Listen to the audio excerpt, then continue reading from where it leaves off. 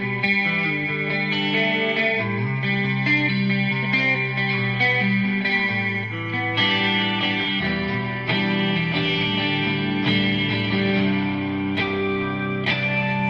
hear everything one way, even though they say I don't pay attention.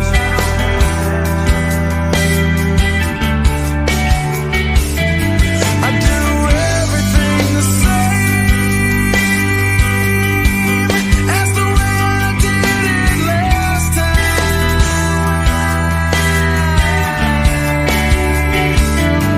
Still you see my life is pitiful, that I'm selfish and predictable. Though I have no voice to disagree, I don't wanna share.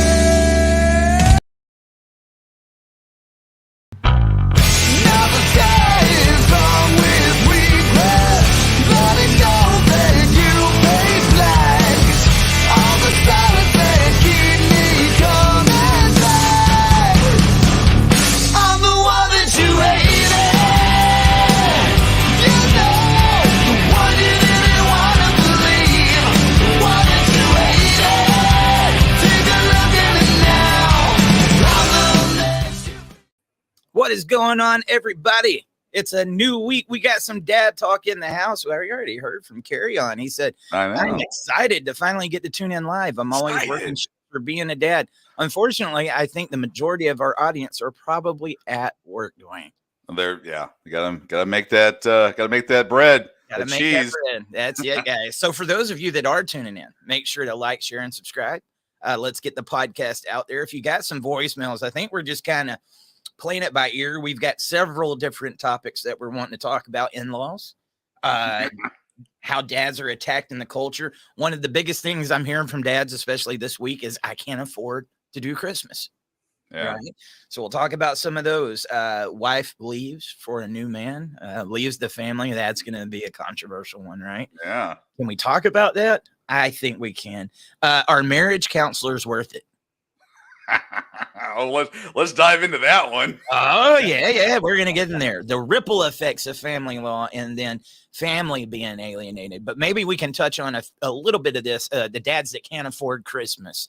That's a big one. Yeah, And maybe some of these dads can help each other with this conversation. I was telling Dwayne about my Michael Kors, my $150 shirt, hers. $15 at TJ Maxx. yeah. Dude, TJ. I'm a clearance guy. I'm the clearance guy, and I know where to get all the specials, but it's some stuff like that. Unfortunately, it might even be the little $4 or $5 knick-knack gifts that these guys can't afford Yeah. because they're paying this child support and they're going, they got all this money going out to an attorney. And with a dad being a provider, not being able to get that Christmas, his pride is shot, man. This has got to be very hard for a lot of our guys, man. Yeah, I mean, not being able, Christmas. I mean, Santa Claus, he's a dude. I mean, yeah, we're all right. But yeah, no, guys, I mean, providing, that's what we do. And all our guys are like, we're at work. Hey, but you know what? Props to my buddies that's out there, my brothers that are tuning in. If you got to turn the volume down and just read the subtitles, if it can pick up my redneck voice, thank you for being here. I didn't mean to cut you off. No, it's all good. Hey, you're working. You can't interrupt the man when he's working. He's making it happen. Yeah, no, I mean, it's horrible that, I mean, again, these guys, Julie, God, man, oh my God, they're light and lively today. Keep coming in. Carry On. Said this channel is a huge help to me. So is DSD and The Proper Person. I haven't heard of The Proper Person. Oh, yeah. Check that out. Preparing for trial January 16th. Pro se is the way my ex tried to move away and got caught before she could execute her plan. I am glad. Michael, I'm getting to your comment, buddy. I'm gonna bring that one up.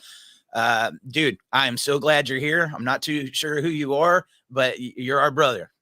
We're all doing this together. Here we go. Yeah. Michael Watkinson. He's a pretty big regular on the show. I see him all the time. Good morning, Eric. At work in the truck, getting loaded in Pittsburgh. All right. I think what we're going to end up having to do, I haven't uploaded anything to the audio podcast site in like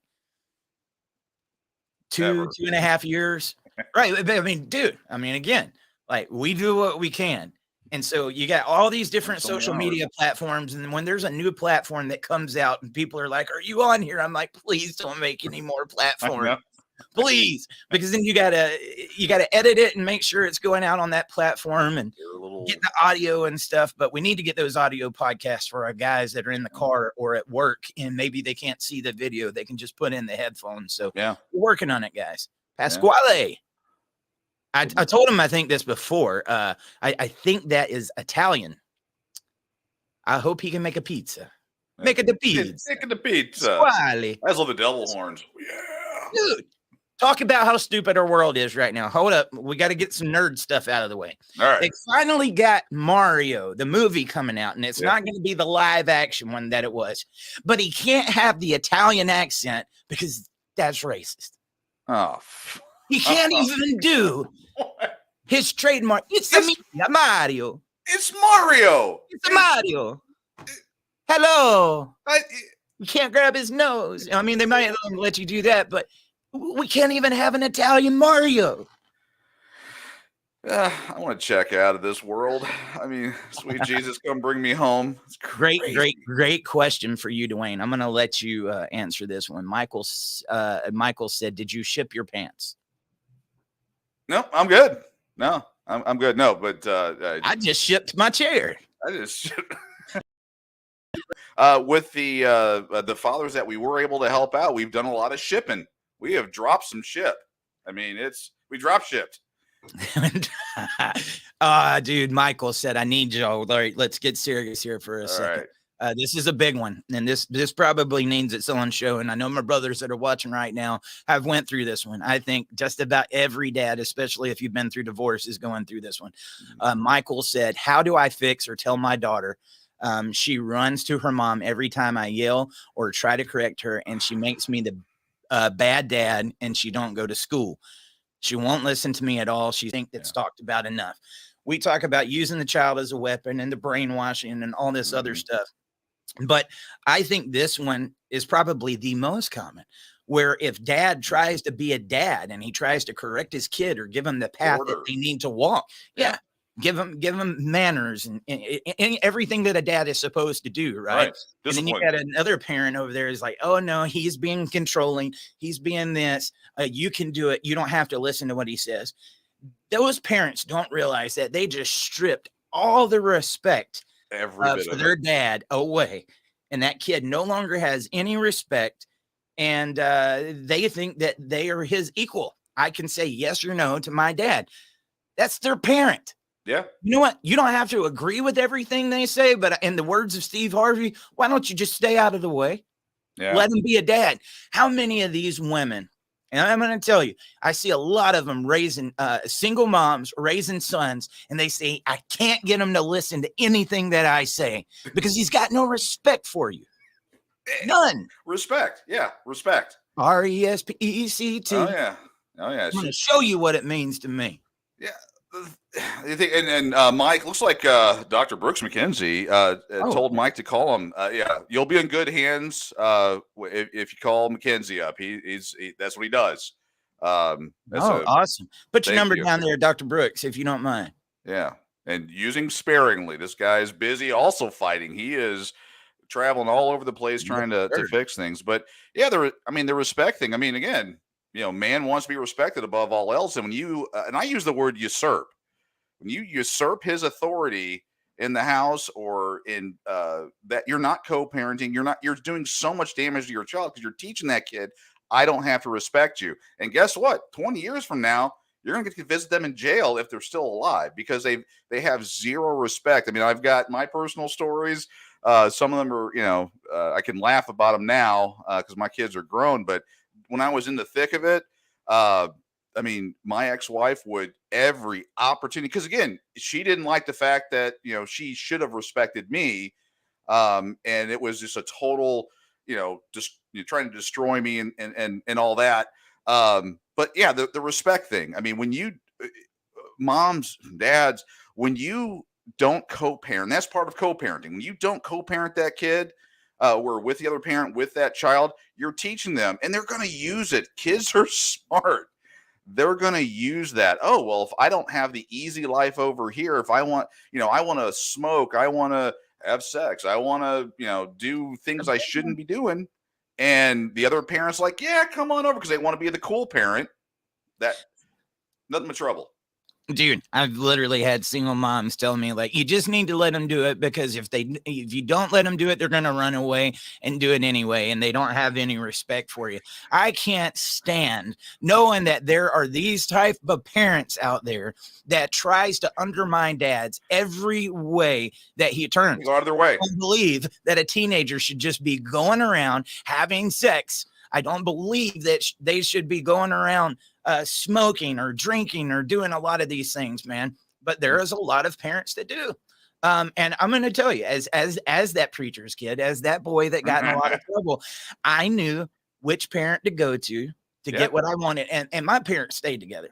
But I knew, like, if I really wanted something, I wanted to go somewhere, don't ask dad. Don't ask dad, because I knew what the question was going to be. I mean, the answer was going to be. Yeah. I always went to my mom while she was still asleep. Yeah. Oh, yeah. That way it wasn't a lie. I could just shove her and, like, hey, I need to go somewhere. I need to do something. She's like, all right. And then when I get back home later on, where'd you go? I'm like, I asked you this morning. Yeah. Kids know how to play their parents, especially in this divorce situation. They know how to get what they want, and they're kids. Yes, they're going to make mistakes. But in the same time, if you don't back up that other parent and get over yourself and do what's in the best interest of your child, you're stripping away all the respect that they have for their dad. But guess what? It doesn't end there. You might just have this vendetta against dad, so you don't care if they respect him or not. If they will disrespect their dad, they will disrespect everybody in life. You understand? Yeah. It is a cataclysm that you're starting here, and it is going to get worse and worse. It's going to be their boss. It's going to be their friends. They're not going to have respect for anybody. Their spouse. Yeah. You're teaching them how to take that into their household a little bit later on. Yeah, they're watching this stuff. They're learning. I mean, your kids are going to learn from you, for good or for bad, what to do. I mean, I'm sitting there biting, going, I shouldn't tell this story. So, I mean, here's a classic example. Here we, get into it. So, I had 50-50. I was one of those rare folks that had it. And of course, my ex-wife hated me. I wasn't a fan of hers either. And there was an amount I tried to comb her the best I could. But anyway, my son, I got him his driver's license and all that. Well, he did some stuff. I think bad grades, disrespectful. And I think it was, she had bought him a vape hole. There was a topic there. And I said, nope, you're grounded. Give me your license. That woman took my son out of school and got him a new driver's license, saying he lost it. And you know what that taught that kid? I can do whatever the hell I want to. Do whatever the hell I want. Dude, I mean, guys, I think all of us really have some skin in that game, right? I don't want to raise your kids. Then when they do get in trouble, it'd be like, Dad, why aren't you saying something? It's like, you're damned if you do, damned if you don't. That is just pretty much the way I look at it for dads in this. Yeah. I mean, I hate that this goes on, guys, but these are some good conversations that we need to have. That needs its own show. We got some voicemails in the comments. Well, you know what? I got a little bit of I got some voicemail still from the child support issue. Oh, yeah. Today is going to be kind of an exploratory thing. We did child support for like a week and a half, and we knew before we got into it, that's going to be the number one subject. But it's stuff like what we just talked about. There's other conversations that need to be had. Oh, yeah. We want to hear from you. You tell us what you want us to cover on this show, and we are not attorneys. We're none of that shit, man. We don't want to. Well, you're fashion conscious. You got the Michael Kors jacket on today. Yeah, Kors. My mother-in-law, she refers to it as Michael Kors. She's from out in the Odessa area, so she got that thick ass. But Michael Kors. I used to call it Mortal Kombat, because they had the MK. Okay. Oh yeah. Yeah. Mortal Kombat. Oh, yeah. I don't know why they put combat as a K. But you said she says Kurs. You know what they say here in the South when you go to Walmart, the old timers? Uh-huh. We're going to Walmarts. Have you heard that one? No, wait, it's not it's Walmart's, right? With an S. Marks. I gotta go to Walmart's. Well, Or how you doing? How you doing? Yeah. Friday next. Oh yeah, good old Southern talk. I love it. All right, let's get to a couple more of these comments, guys. We'll just play off of you guys today Yeah. if you don't mind us doing that.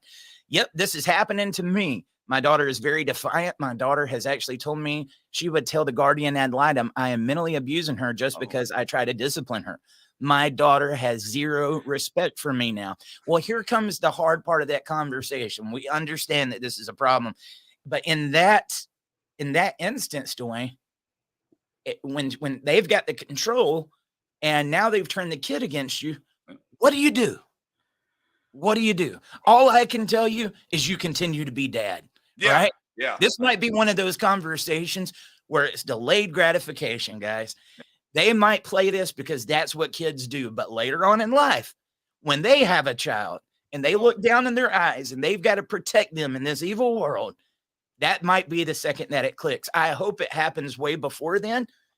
But unfortunately, when you got somebody doing this, I mean, it is one of the most effective ways of brainwashing out there. Maybe you got some other pointers on that. Well, I mean, just some experience. I mean, what you said, I was gonna I didn't know what direction you were gonna go with that.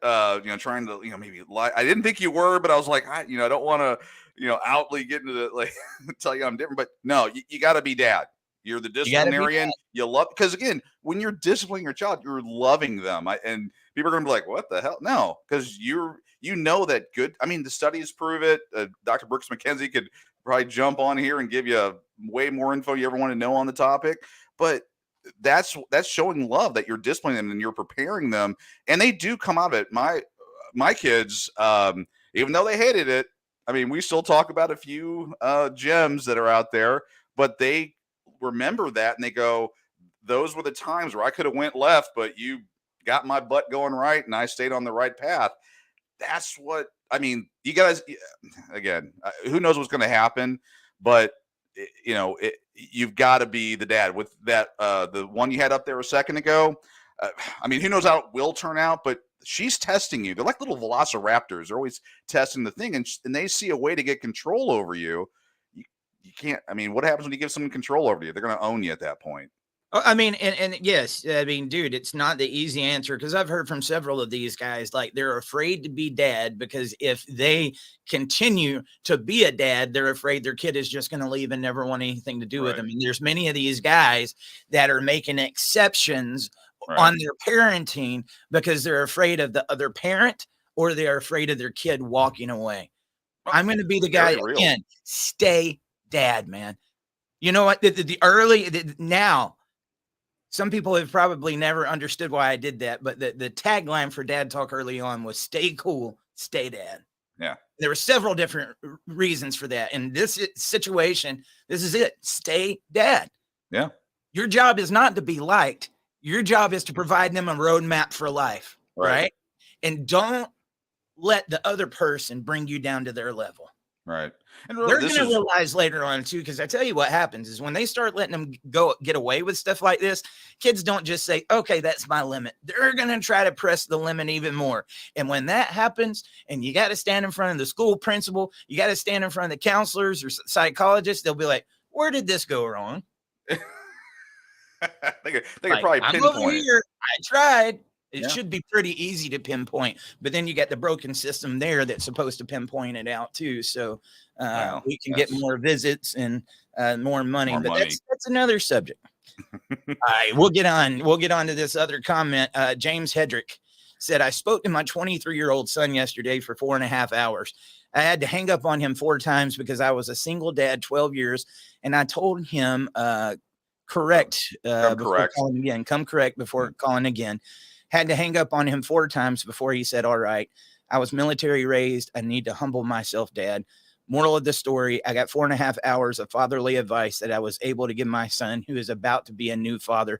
And we were sharing Christmas together for the first time in 7 years. That's one of 4 sons, Eric. Dude, let me say something to you guys. If you love your kids and you find yourself in this situation, this is the biggest thing that men need to deal with, myself included. I'm not up here and going to be a hypocrite, myself included, our emotions, right? Yeah. We know. And I said, dude, it's crazy that people are talking about this. If you go and look at what I posted yesterday morning and tell me that that's not you guys in a nutshell. I said, look, kids want dads to care for them when it's convenient for them, basically. But Mhm. that's not how dads operate. Dads care all the time. Yeah. A father's love is all the time, right? And Mhm. so is a father's discipline, all of the roles. And you want them to help you if you screw up, but you Yep. don't want to listen to them if they're trying to warn you before you screw up, Are right? you eavesdropping in my house? Dude, it's all of us, brother. It's all of us. And that's one of those things. Like, dude, I would say in that conversation, we're not lawyers, we're not attorneys, we're not experts or anything. Again, just friendly advice. I can't say that this is the perfect solution, but I think it's going to help a lot of you guys. I want you to get yourself in a mirror by yourself, or get on the computer and start typing and say everything that you want to say. Get it all out, man. And I don't care how you say it. If you got to have some expletives and bullshit in there, just say it however you want to say and get it out. Get those emotions out. Sit on it for a few days. Yep. Then when those emotions come back down, that's when I want you to reach out to your kids. Yeah. No, sage advice. I mean, mine is in the pickup truck listening to Dyer's Eve by Metallica. That's my, I get it all out. And if you haven't heard the song, you got to listen to it and listen to the words. But that's, I scream my brains out, slam the truck door, walk back in, and, I'm good. Yeah. Our emotions, we don't do well with them. I mean, we have them.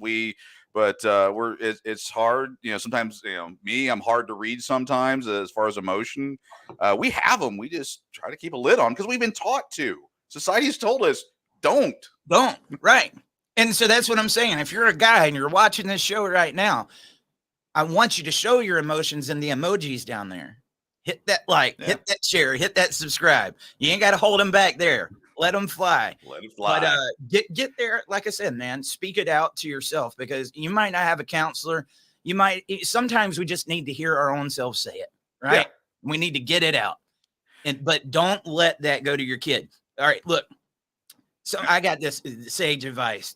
I got the people when I get in my emotions, they tell me to calm down. But some of the best advice I got, Dwayne. This is for men only. Yeah. When they tell you to calm down, that advice is for men only. Don't tell women to calm down. We're not going there. We're not going to go there. Okay. We're not going there. Sorry, I didn't mean to break your train of thought. I just wanted to do a PSA because there's a lot of good guys out here, and I don't want anyone to try that one out. Anyway, sorry. Go ahead. Yeah. But I'm 38 years old. If I'm talking to my 13 or my 16 or my 18-year-old daughter, I can't expect them to talk to me like another 38-year-old, right? Because they haven't been through those life lessons and they've got to find it out too. So your son, he's 23, I think he was saying. He doesn't have that experience that you do yet. So you're still talking to a 23-year-old that one day might get it, right? But the more that you can keep the emotions out of it and at least have the conversations and make it welcoming, the better it's going to be. I'm telling you. I have to tell myself this all the time, dude, because it's easier said than done until you're the one that's going through it. Yeah. And you were saying, the son's 23. Is he 23? He may be physically 23, but I'm assuming they're not here by chance. He's probably been through some stuff. They're emotional, and Dr. Brooks McKenzie will back this up. He's giving out his info, guys, for anybody who wants to reach out. Yeah, reach out. Yeah. I'm going to hold it up there on the screen. He's a great guy, huge advocate. He knows what the hell he's talking about. I mean, that's it. And it's very, methodical, gets that information out. But, these people that go through trauma, and regardless of your divorce and how nice you were and all that stuff, there was trauma. Just get that out of the way. But that kid's probably back at 8 years old, 9 years old, and trying to figure out the world. And the other thing I would say, is that it's chess, not checkers, with raising kids. I use that phrase a lot, but sometimes, not every time every tool is a hammer. I mean, sometimes you got to figure out what's gonna. If you have multiple kids, you treat one kid differently. You approach them differently. You do, man. How many times have you guys heard that? Like, you treat the other one different than you do me. Yeah. Yeah. I parent you different. You're different kids. Yeah. Yeah, especially when one's not getting in trouble and then the other one is nothing but trouble. Right? Yeah, yeah. Dude, it wasn't until I grew up. I think I just had to go not long ago because all my kids are almost teenagers now, except for one. But I I'll had to go get to my ready. mom. You know, I would have done it with my dad if he was still here. And I've said it, you know, and I hope he hears it up there in heaven. But I'm like, I'm sorry. I'm sorry. I know you probably wanted it back then, but I'm just getting it now. Yeah. I'm Yeah. getting it now. I'm sorry. No, he's laughing. He's laughing at you right now. He's like, He is. "Ah, He is. He is. He's like, I told you. I told you. His And it- favorite thing to tell me was, "You're gonna remember that. Mhm. You're gonna remember that." I'm remembering it. Yeah. Okay. I hope you're happy. I heard it all the time as a Oh, kid. he's proud of you. Dude, I think so too, man. I miss him. I miss him, Yeah. guys. And look, if you haven't apologized to your parents for some of the hijinks you did when you was a kid, try it. All now. You can tell the stories you couldn't do years ago, right? Oh yeah. It's Remember funny. the time Sitting you there thought we talking were to my here? mom, she was like, "You did what?" Oh yeah, yeah. That whole. Remember when we were at the sleepover? Yeah, we weren't. We were down at the gully. You know, Sister Mary's grave. They had in Missouri. They had. I think it was. No. You didn't just come up with that off the top of your head. Whose grave? It was. Oh gosh, no, I forgot it. It was. No, the you thing. didn't. It was like it's not Sister Mary. It was something. But you would go over the train tracks and you'd raise your hands up and clap your hands or something. And it was something. I think it was Mary. Almost anyone from Missouri. No. I think I remember Bloody Mary. Bloody Mary. That well, it was like you would go there and everyone could have swore they had an interaction. Yeah, we did that. We had a place called the Seven Hills of Hell, where they didn't have the stop signs there, and it was a twisty road, and you would basically drive it kind of as fast as you could, you know, stuff like that, or you know, going out drinking all night, whatever. Have you seen the guy on TikTok that gets the people? He's like in his gas station. One of the things he loves to do is like he'll tell him he's got some hand sanitizer and be like, "Hey man, he gets some hand sanitizer," and it's fart spray. Oh, I And would he'll love to spray see it that. with him, and they do their hands, and they're like, "What the hell? This smells like some skunk shit." That's the funniest one. Look up Uncle. Uncle. Dang it, I can't remember. You'll see it. I'll have to look it up here in a second. But one of the other things he does is he gets them in the bathroom. I don't know Okay. how he talks them into the bathroom. He'll tell them like he'll give them $5 or something like that. When they get in there, he starts going, Candyman. It turns the light off. Some of the best reactions ever. And then hides behind the drinks, dude, with squirt guns. And like, so when somebody comes I want to to, find out what I said. I want to go there. oh, dude, it would be amazing. That would be one of the coolest gas stations ever. And like when somebody opens to get a drink, he goes, pew, pew. He says it. I think I've seen that one. That's You guys got to check that out. But yeah, I don't know. That was a long way to talk about the Candyman. Let's get to Julie. Julie said, I raised two sons. It was really hard. I couldn't teach them how to be men. They both have good hearts and love their kids, but they are both a mess. Their father was homeless and an alcoholic. You know, that takes a big person to admit that, though, Julie. Yeah. But I've heard it several times. And I think a lot of times these single moms that are raising boys, that's how Mighty Mouse comes in the picture, because they realize they can't get their child to listen to them. So I need to get them a new dad. New dad. We need a replacement dad. Oh, is that pissing people off? Well, Dad. what's funny is the reverse. I mean, and you actually see it in forums and stuff because people will be talking about that. And I'm like, yeah, because you know my situation's different. I'm like, yeah, I need to get my kids a new mom. Oh my god, it's like napalm exploding. You can't replace the mother, blah blah blah. But they're the same ones talking about, oh yeah, dad of the week. You know, they had the one where the mom's talking to it was a TikTok. Mom's talking to a little girl that dads come and go, but you and I are always, and things like that. I'm trying to remember that TikTok video, but yeah, I mean, I mean, Julie, hats off to you for raising boys. Yep. Yeah, you and I got to have a conversation about, you know, because you got daughters. I got two bio boys and a bonus daughter. And I don't know. People tell me that raising boys is easier. I'm sure Julie would Yes. disagree. No. No. Is it when they're teenagers, you got to worry about one penis with a boy and 20 million with a girl? Is that part of it, or is it? I mean, there's all this stuff because again, my bonus daughter, I got her. I mean, I got her when she was like 10 or 11. So I missed like Okay. apparently the way the wife talks, all the cute years. When she became a teenager, it was like, rah! Well, you know what? I mean, I'm not saying it's not hard. It's pretty good. That's Daddy's Little Princess, right? And then they turn teenagers, and then after they go through their monthlies and start getting those emotions. But let's talk about the problem that's not talked about as much, right? Mm, Men, the narrative about how dads don't matter, how men are expendable.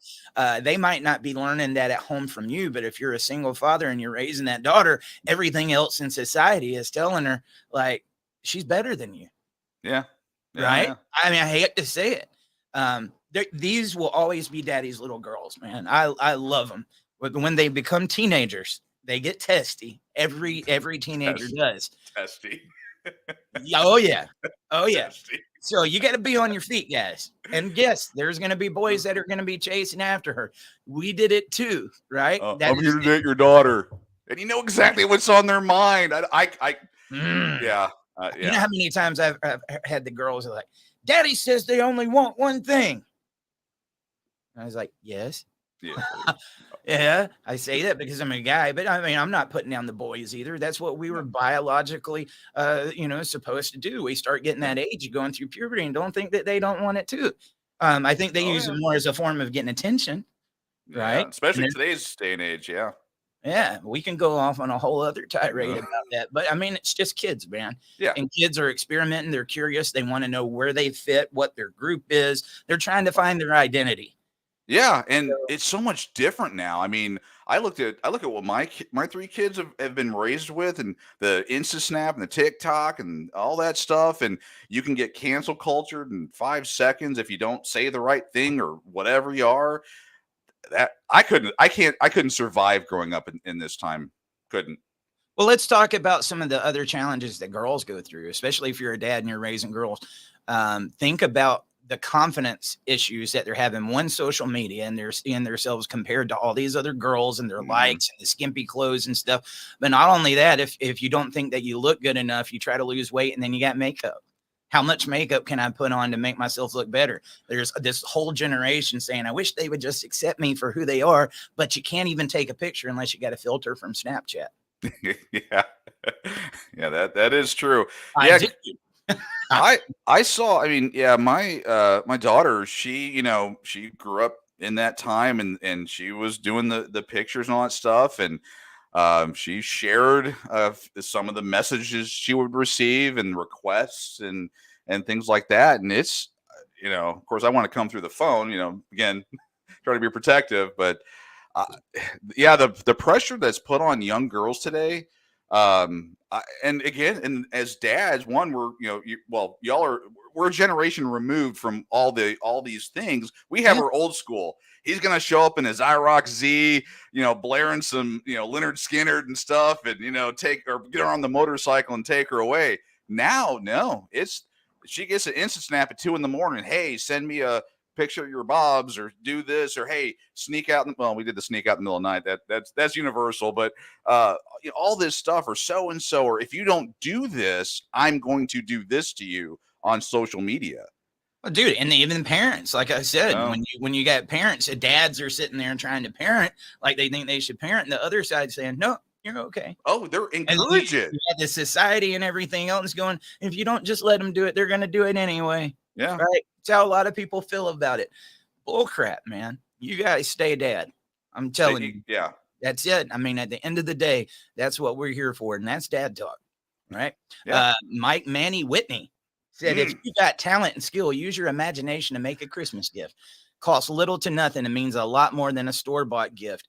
Continuing on with that, Mr. Dr. Brooks McKenzie, he said, if you cannot afford Christmas, handmade Christmas card with a homemade coupon book for special treats, events for your child, age appropriate, and think about what would excite them. I'll give you one. I love that you said that, Brooks. I talked to my kids probably about a month ago, and I said, look, we got one or two options here.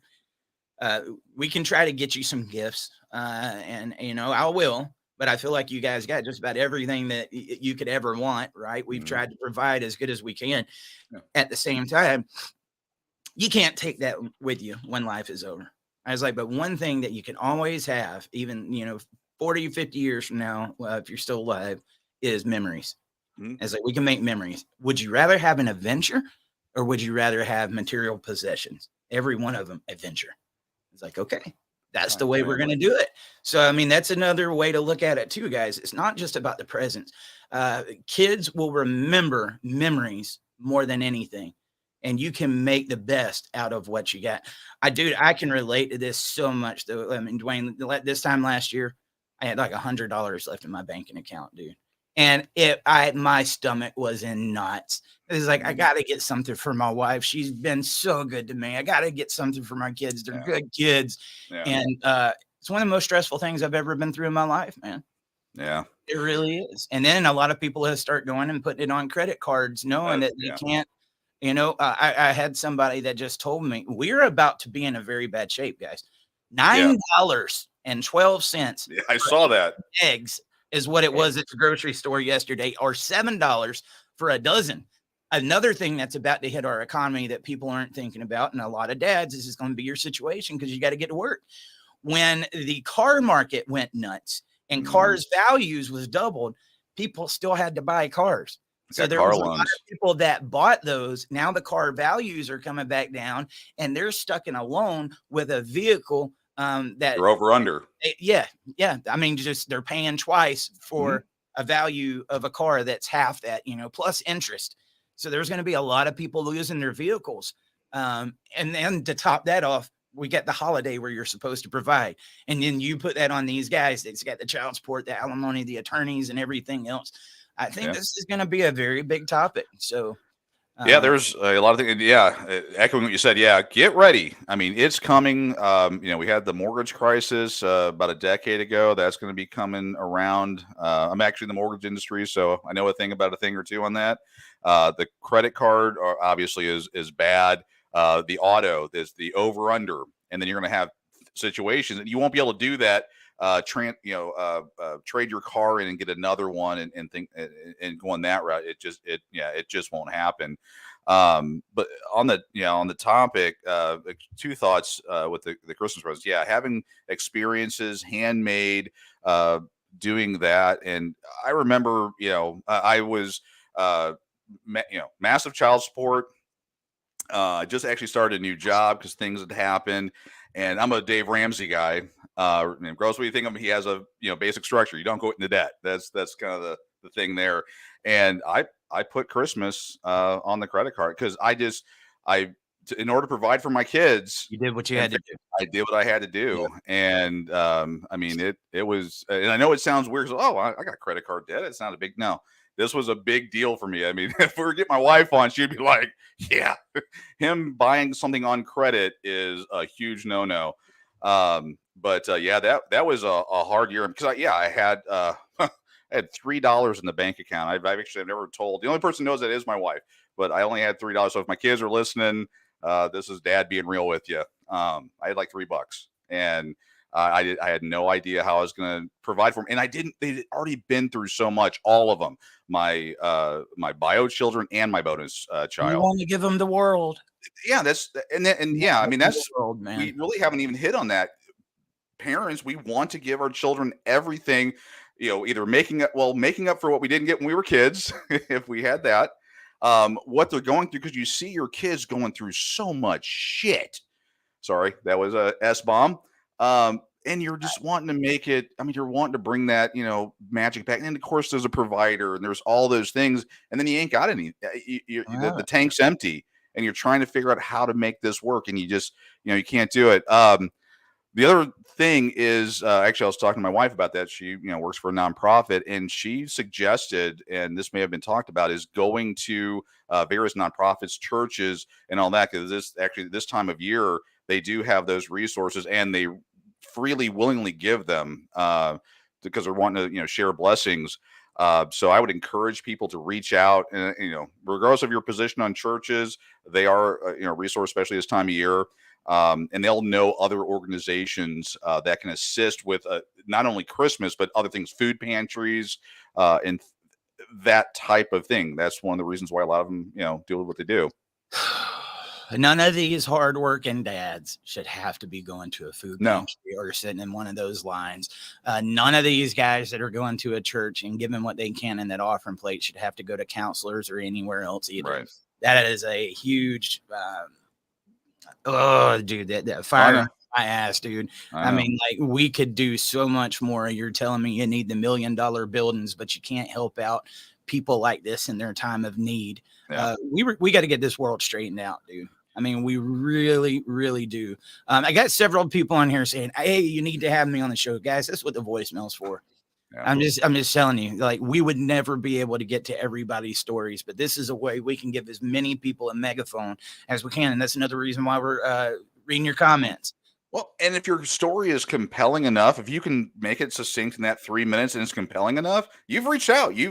I'll reach back You've out. done that. So, I mean, I guess first step is leave that voicemail, talk succinctly about your story, give the point, and maybe something that, yeah, you decide to do that. But yeah, calling into the show or getting live for a variety of reasons. Some of it's not your personal, oh no, some of it's like, hey, look, we can't get We everybody hear on the this show. all the time. You know Yeah. what I mean? We can't fit everybody in. That is Yeah. something, a lot of these guys want their story out. I Rightfully get it. so. I mean, Mhm. you guys know very few details about mine, and I you know what? I shared it with Dwayne. Dwayne, would it blow their mind? My mind's still blown. I mean, Okay. I'm still trying to process some of it because it is, Yes. yeah. Out there. And you've only told me, Out there. and you've only told me what, 5% of it. I mean, Probably. yeah, Probably. there's so much to unpack. Yeah, But for these guys that are wanting to get their stories out, what I would tell you is, again, do it in the mirror or put it down on paper. And then you need to find out. I mean, do it as long as you need to, because I mean, most people could go on for 4 or 5 hours, maybe for a full week. And then you need to learn how to condense that down into 3 minutes. 3 minutes. And then you know what? People will ask you questions about what they hear in that 3 minutes. And then that's when you continue the story. That's Right. something our community needs to hear, because Mhm. a lot of these guys, the second they finally get in here, blah, I just want to Word throw it vomit. all on you. Yeah, and dude, it runs people off. It does the opposite effect of what you're wanting it to. But if you practice that story and you condense it down, that has a very powerful effect. And I'm going to tell you, that was another thing with politicians, Dwayne. When I used to go around and I would see a lot of these advocates, and they didn't understand why politicians wouldn't talk to them. And then the second they got their ear, they would sit there for an hour, like, my ex did this to me. She did this. She did this. I'm like, guys, one, they're not going to change Yeah. legislation because of your single case. Your case is not what's going to change all of family law. Right. It's just not. Some people need to hear that. Okay. But they can't sit there and listen to you, for an hour or two every time you finally get their ear. What's going to happen next time that you request to get a meeting? They're going to be like, I ain't Mm. talking to that guy. No. Mm-mm. Find Yeah. out. Like I said, get it down to 3 or 5 Oh. minutes and put that stuff in here, man. That's what the voicemail line is for. We want to give a megaphone to as many people as possible. And there's going to be some stories that we're going to say, we need to follow up on that. And if you're not one of those, don't take any offense to it. Dude, we got dads that are getting killed, kids that are getting killed, some of the most horrendous things that you can ever hear in your life. And we still can't even get to all those stories. It is a very big battle we're up against here. Mhm. But that's why we're getting to these comments, and we're going to continue to do that. So talk to us, like, share, subscribe. I see you guys down there. I hope Yeah. you're like, sharing, and subscribing. We Actually, got more viewers than we got emojis on there, buddy. So get Yeah. it going. I Get it see. going. We need you on there. I see Ishi there. Yeah. Nope. Michael Watkins. Ishi blanks with their comment. Oh yeah, Thank yeah. you. Dude. I will definitely do that. I'll pull that up here in a second. Michael Watkins. Yeah. That's exactly what my daughter was taught. I fought tooth and nail for my daughter, and her grandmother taught her that I'm nobody and that she doesn't have to listen to me and can make false accusations to get out of a visit with me. Not to mention they sent her with pepper spray to use on me during a visit. Crazy, dude. I mean, Wow. and think about that. You know what? If mom can use false accusations and she can use the family court because she doesn't want to deal with you, they definitely teach the kids to do this. And if these kids have these memories That Mhm. I mean, a lot of these kids have memories that they've been told. They don't remember it themselves, especially the ones when they were younger. I mean, Katie. we saw that the other day. Exactly. Katie and her brother. Her brother thinks all these things happened to him because of Mhm. their dad, right? But he's never had the dad around to tell his side of the story, and which Right. I was encouraging. Dad, sit down and talk to her. She's old Yeah. enough. That's not alienation. You're giving her the truth. Right. She needs to hear the truth. But I hate that you're going through that, Michael. I really do, brother. I'm Yeah. gonna try to find some more. We getting some more of the Kmart contents. Ah, Kmart content. Blue light special. Michael, he was back. He said, "Yes, I'm trying to make sure my son knows right from wrong. I'm always the bad parent in this, and I let her work and I quit my job so my girlfriend can get a break from them." Wow. It's crazy, dude. Yeah, these guys fighting to be with their children. Yeah. Yeah. Man. Somebody said Metallica. Yeah, I saw that. I was like, yeah.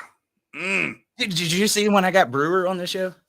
Oh God, I love Brewer. Well, Brewer opened for Metallica up in I know. Oklahoma. That was awesome. Not Metallica, it's Metallica. Metallica. Yeah. Yeah. Oh yeah. Well, I have a Metallica wall. I'll have to show pictures of one of these days, but I have a wall dedicated to Metallica. I have the first T-shirt I ever wore, which I can't fit into anymore. But the first T-shirt I wore with the ticket. I have the actual ticket stub from my first concert of Metallica. But I have a Metallica wall. Metallica wall. Yeah, love it, dude. Was listening to Injustice for All before. I think my book is actually, well, I don't know that we've settled on it yet, is going to be called And Justice for Dads. Ooh. And it's definitely a play off of Metallica. Right. Oh, yeah.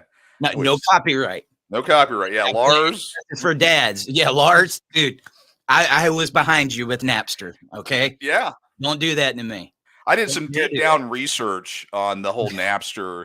I think like 20 gig worth. I just wanted to make sure that, it all worked. No, kidding. Not really, but yeah. Carry on YouTube said journaling is recommended by every therapist. It's the Western equivalent to mediation. Well, look, guys, we're going to go back to the mass case. When I had John on here, and this was before he got killed, that was one of the things I was asking him was to tell other parents, what he had been through and what he recommended they do, what helped him get through. And then it just came out of my mouth. I was like, John, was you writing journals to your kids? And he's like, yes. He's like, I'm not much anymore because it just got to where it was too hard, but yes. And so when I found out that John was killed, man, I knew, and we found those journals, and guys, it'll break your heart. It's in the documentary. Have you read some of those journals, Dwayne? Not the journals I've read. Well, I watched the documentary, which again, everyone needs to watch that documentary. Yes, I see him, John. It has excerpts from it and date stamped, and it's powerful. Yeah, and the love that dad had for his kids. Oh man, I mean, you could feel the words coming off the page. Yeah. Dude, I mean, if you go back and read some of those journals, which I think they're posted on the John Mass Foundation, they're on Facebook. It was almost like John is writing that now from heaven. And he was writing it in the afterlife. It's very freaky, man. Yeah, there were a couple things because I know I've read elsewhere then, but there were a couple things that some of the things he wrote, he was foretelling what was happening, what was going to happen. The way, he didn't say dude, he knew. He knew something was up. He knew something was going to happen to him. Guys, keep the comments coming because this is really cool. We're helping our brothers. That's a stressful one. If you don't have the money, like what do you do for Christmas? I can't get them the PS5. I can't get them the Xbox Series X. I can't get them all these toys that I'm told that I have to get. Reminds me of the movie Jingle All the Way. Here's Arnold Schwarzenegger. Purple time. He had to get the turbo doll. That's me and my daughter's favorite movie. Oh, really? Yeah. We got the part in there with Sinbad where he's like, ta, turtle man. And we'll do that back and forth. But I even felt bad for him in that movie because it starts off, here is a dad that's got to get to a karate class with his son, right? And then, but he is busy at work because it's at Christmas time. Right. And then he gets caught in traffic. He's doing everything he can to get to that karate practice. Right. And then because he didn't make it in time, he becomes this piece of crap. And that was just another thing. Like, why wasn't that view put out there? Here's this dad busting his butt, gets caught in traffic. You're not looking at the challenges that the dad went through. I agree. Right. He needed to be there. He needed to be there. But it's like the sacrifices that these dads make, Dwayne, just get completely lost in the shuffle. Oh, they're afterthoughts. Yeah. In the movie, I think I've watched it once. It didn't have that kind of impact on me. But yeah, it sounds like you guys love it. Movies look different now when you see them. All of them. They I look can't. different now. Yeah, I can't watch a movie without doing it through this lens. Santa Claus. I mean, that's I watched Mrs. Doubtfire when it came out originally, and I obviously hadn't done any of this stuff yet. We talked about Doubtfire the other day, though, but you just brought up a good one. I mean, the Santa Claus, he was going through a divorce. He wanted to be with his kid. That's an alienation movie, man. If you watch it, you'll see it in a much different light. And it was Hollywood because the mom actually tore up or burned the papers where he lost custody. So it must have been a Hollywood movie because that wouldn't have happened in real life. Well, that was only because he became Santa Claus and he gave her new husband the weenie whistle. He got the weenie whistle. Yeah. I'm trying to keep this PG-13 at best. You know what? I think, dads, that's what I'm going to say. Like, if you're not getting along with the stepdad or the new Mighty Mouse, get him a weenie whistle for Christmas. That could be That could be a thing. That could be. Sure. I'm gonna go to Amazon. This may be some last minute stocking stuffers for that special man in your life there. All right. Let's see, weenie whistle. Oh, dude. Look Oscar Mayer weenie whistle. Is there? Pull it up. I'm hoping. Oh my gosh. Oh, no, it's $44. $44 for a weenie whistle? No, let's see. There's got to be a weenie whistle that they can get for cheaper than that. Yeah, I might 3D print some. It's a great value brand. The great value brand. Yeah, the great value. Well, I don't know. Amazon's they're failing me here. Usually they'll be right there, but yeah, Oscar Mayer weenie whistle. So we actually have a former politician in here listening to us about the weenie whistles. Mr. Jeff Aligny. He was a state representative up in New Hampshire. He said Boston's new incoming governor and mayor both say there is no place for hate or bigotry.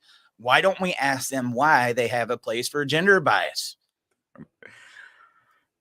Because they don't listen to that, Jeff. Come on now. That's all talking points, and they again, there's no place. I mean, in every state constitution, it is. I'll swear that it is written in there should be no gender bias at all. Yeah. Well, here's 50 years of gender bias. I mean, and then that's where I go into the whole. Getting these guys to change the laws and all that. Even if tomorrow they change the law, not much will change. You still looking up that weenie whistle? I am. I'm $10 on eBay, $6.95 on eBay came through for me. There you go. Weenie whistle. Guys, this is your Christmas present right there. It's the gift that makes the world go round. It does. I love when Judge Reinhold got that thing. He's could you imagine later on, like I get a message on Dad Talk, like, dude, I went and got the weenie whistle for her new boyfriend and it didn't go well. I can't believe you gave me that advice. Sometimes you win, sometimes it doesn't. Well, I could Santa Claus. Yeah, it worked for Santa Claus. I mean, I could go a whole other direction and get her a 12-pack of Oscar Mayer wieners, but that would get us in trouble. They don't have it already.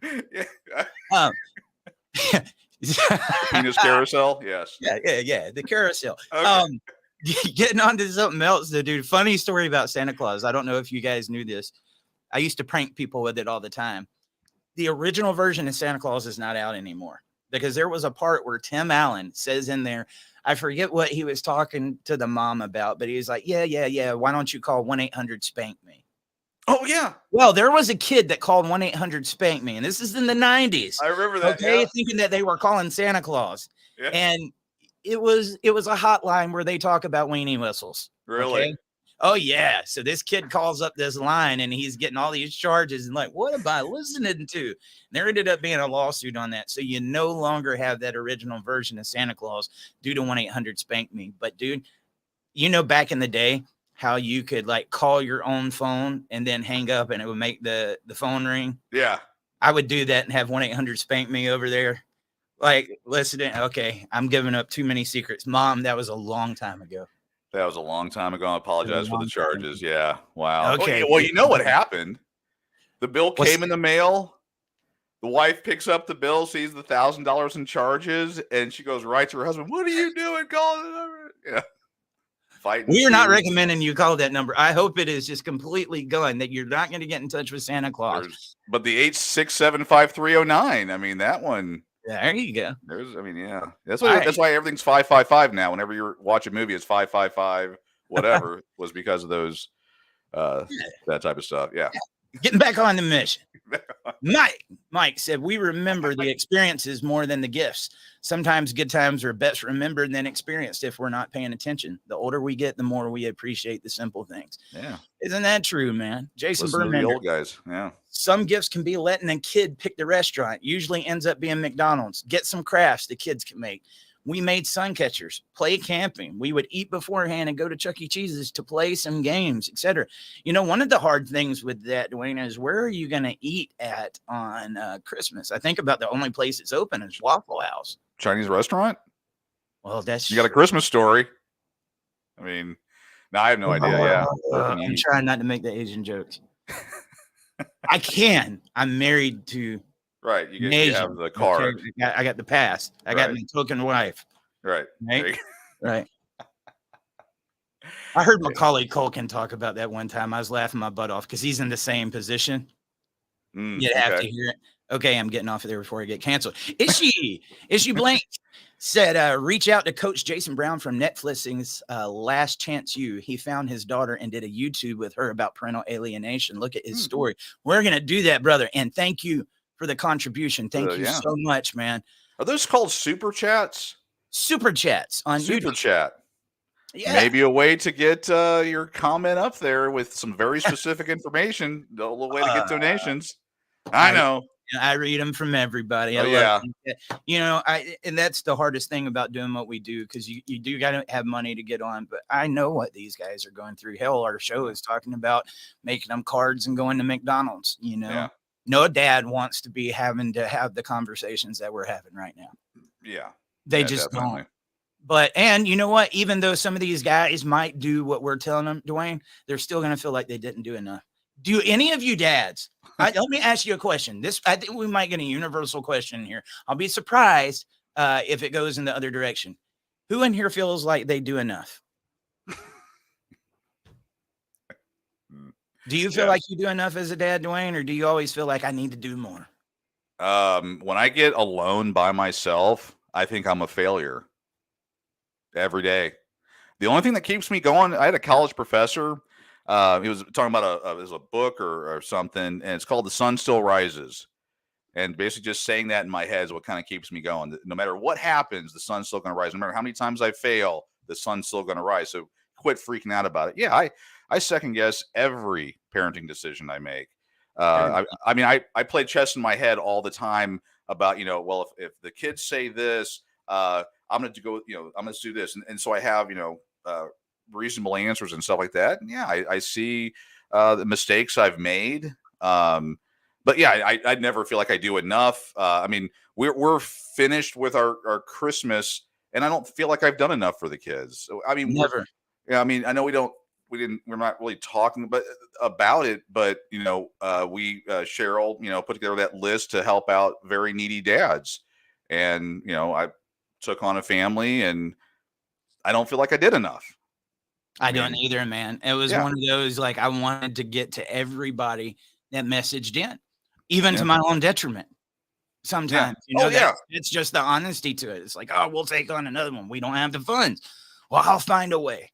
And that's what us dads do.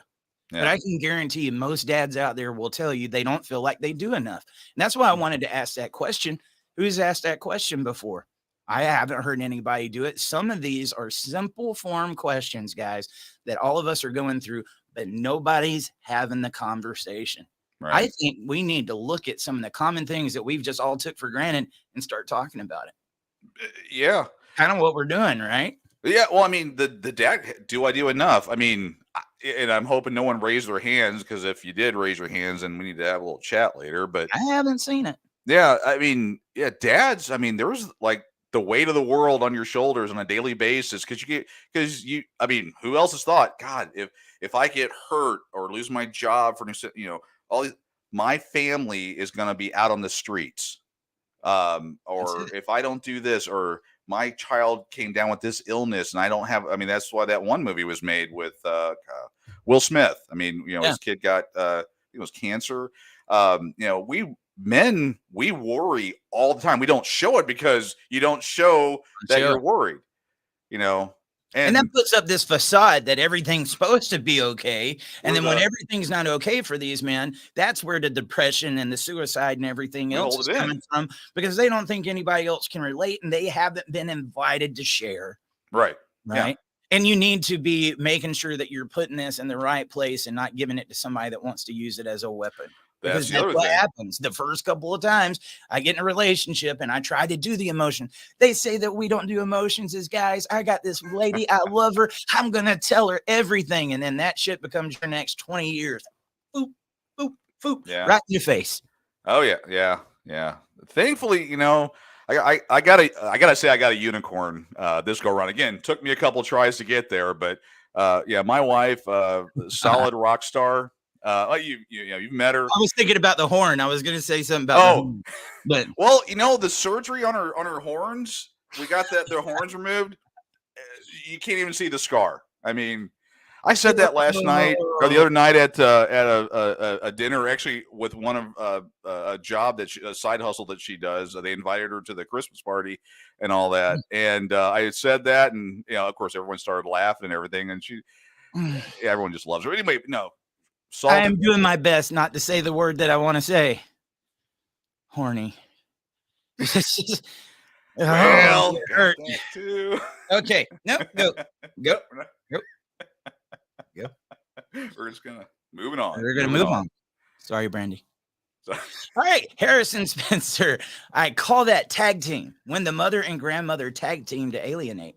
The grandmother told me years ago, when she gets my son, she won't let me see him. Wow, dude. That happens all the time, dude. I think and so that's what makes it hard to talk about grandparents' rights. You know what I mean? Yeah. Because it's that one bad apple that spoils the bunch. There's so many of these grandparents that aren't getting the chance. And but there's these other ones over here that try to make their life a living hell, which is why I think the situation when we talk about in-laws is going to be important. That's going to be a good one. Yeah, dude. Well, John Mast. Oh, yeah. I mean, that is a perfect example of that. I mean, a grandmother that has, or a grandfather that has all this experience and all this life and seen all these things, knows that children need their parents, willingly doing that, and they're trying to. This is where it gets weird, because they have we'll just say their daughter that's saying, "Oh, my ex-husband's my ex-husband. He said this, he did that, blah blah blah," and they want to console. I would argue they enable. I know I'll probably get into a lot of trouble over that comment, but they'll enable that behavior, because then once they get together, they start doing their whatever together. Then it just becomes this thing, and then the guy, the grandfather, he wants to protect his little baby girl, and then it just it goes nuts from there. And that's how you get the John Mast situation, and so many others. You definitely do, man. Dude, we got some fighting words in here right now. Uh-oh. Mike said Metallica is big time overrated. All right, we're gonna cancel Mike. No, dude. Well, you know what? I agree somewhat. But no, they're amazing, dude. I'm a Megadeth fan as well. Oh, Dave Mustaine. If they would have kept Dave Mustaine, holy crap, dude. But we can go into a whole we can get into the battle. I mean, we got the music fans in here, guys. You want to talk about some music? I am going to talk about this comment. James said, I'm into Aaron Lewis right now, which you misspelled that. It's actually Aaron. Aaron. You done messed up, Aaron. You done messed up, Aaron. Gotta get the thing up there. This is perfect. You done messed up, Aaron. I knew I was going to be able to use it for something. There we go. But let me talk about that, because, dude, when I was going through these battles Stained and Aaron Lewis was probably like one of my number one artists that I like listening to, and Shinedown and all this other stuff. And not saying, look, dude, those are great bands. And I mean, like, part of the reason I picked up guitar and do what I do is because of those guys. Aaron Lewis is one of the greatest singers of all time, but you got to be careful in what you consume. And then when Christmas time gets here and you're not able to see your kids, or you're going through this and then you're listening to that, dude, I'm telling you, it can take you further down. Music. I have been there. Right to your Watch soul. the music that you consume. If you do it when you're not going through those emotions, that's one thing. But what happens is you get on that one depressing song, you start getting in the hole, and then I click on the next one. Then I'm going to be on Alice Breakup song. down in a hole, and it just keeps getting deeper and deeper. Linkin Park. I mean, look what happened to Chester, man. Yeah. Music can have a very big effect on you guys. Chester. And dude, I love all of that, man. But I realized I have to be very careful in what I consume because it makes me worse. Well, Right. music taps into your soul, whatever you believe. It taps into that whatever, and it changes stuff. I mean, kind of a little joke here, but who found a new appreciation for that Buck Cherry song, that little ditty that came out a few years ago? I'm a crazy. I'm not going there. Don't listen to Journey when you said. Well, again, remember the '80s mixtape of the breakup song? Every song was sad, and It was, dude. It was. Oh, baby, you got what I need. But you say he just a friend. That was the most poetic song ever made. Dude, did you know that Mozart actually wrote a song years ago called Lick Me in the Ass? I did not know that. Really? That was not on my music appreciation course in college. No. I mean, somebody brought this up the other day, and I was like, they are so full of crap. But it was actually like lick my in arse. He says arse, A-R-S-E, right? And I looked it up, and I was like, dude, it was 100% true. And then you've got the video on YouTube of like this whole orchestra singing this song. And the only reason I say that is because the WAP song, you guys know what that stands for. They brought that up like, well, Mozart can do it. Why can't we? I don't listen to Mozart, just to be fully upfront. Yeah. This is just some of the useless knowledge that I'm giving you guys. On the next Jeopardy. Yeah, and the next Jeopardy, we'll have to do this. Let's go back to Dwayne Rhodes. I remember hanging with my uncles, the pull my finger trick, and boy, my one uncle had killer gas and rolled up the windows. And my first taste of corn liquor, good times. That reminds me, strawberry wine, 17.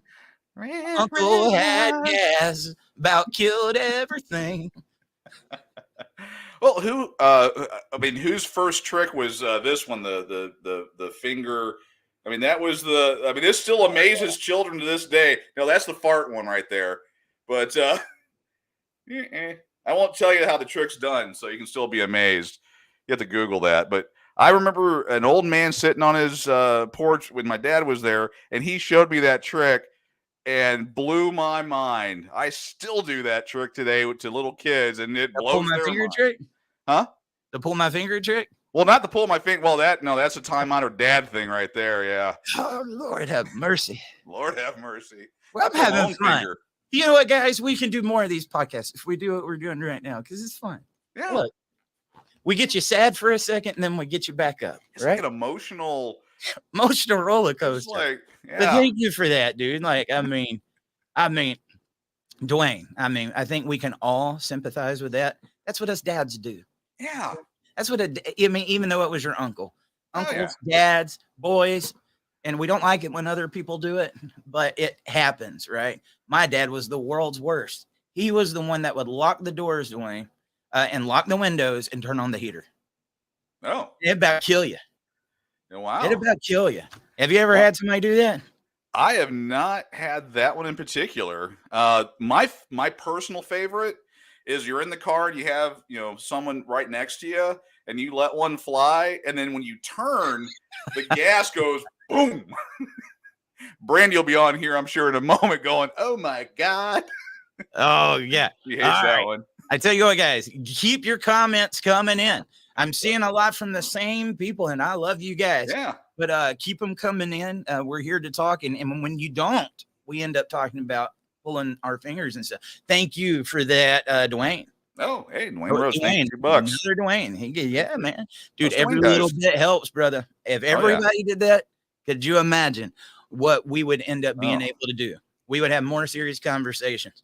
But I do got some voicemails saved up, so we'll get into a few of those. Keep them coming, guys. 762-441-0281. I think these are from the child support that we haven't been able to get to. So we're going to roll with a few of these. Like, share, subscribe. Let's keep her going. Hey, Dad Talk. First time caller, long time listener. I hear all the people crying about this stuff. This cowboy from Texas. Is that Brandon? That's Brandon. I was like, I could tell that First voice time. from anywhere. First time caller, something I call BS. That's first Catch time. What I see is just don't participate, don't pay. I learned about Title 4D about 6 years ago. Started studying it for the next 2 years after that, and then cold turkey, I quit. No need to pay and pay for your own abuse.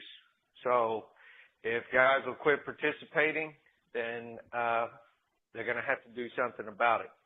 Right now, there's no problem. So I know that's easier said than done, and everybody scoffs at it when you tell them that.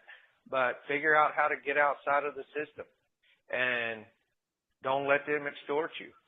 That's the bottom line. Men are not masculine right now. I think the child support has a lot to do with that.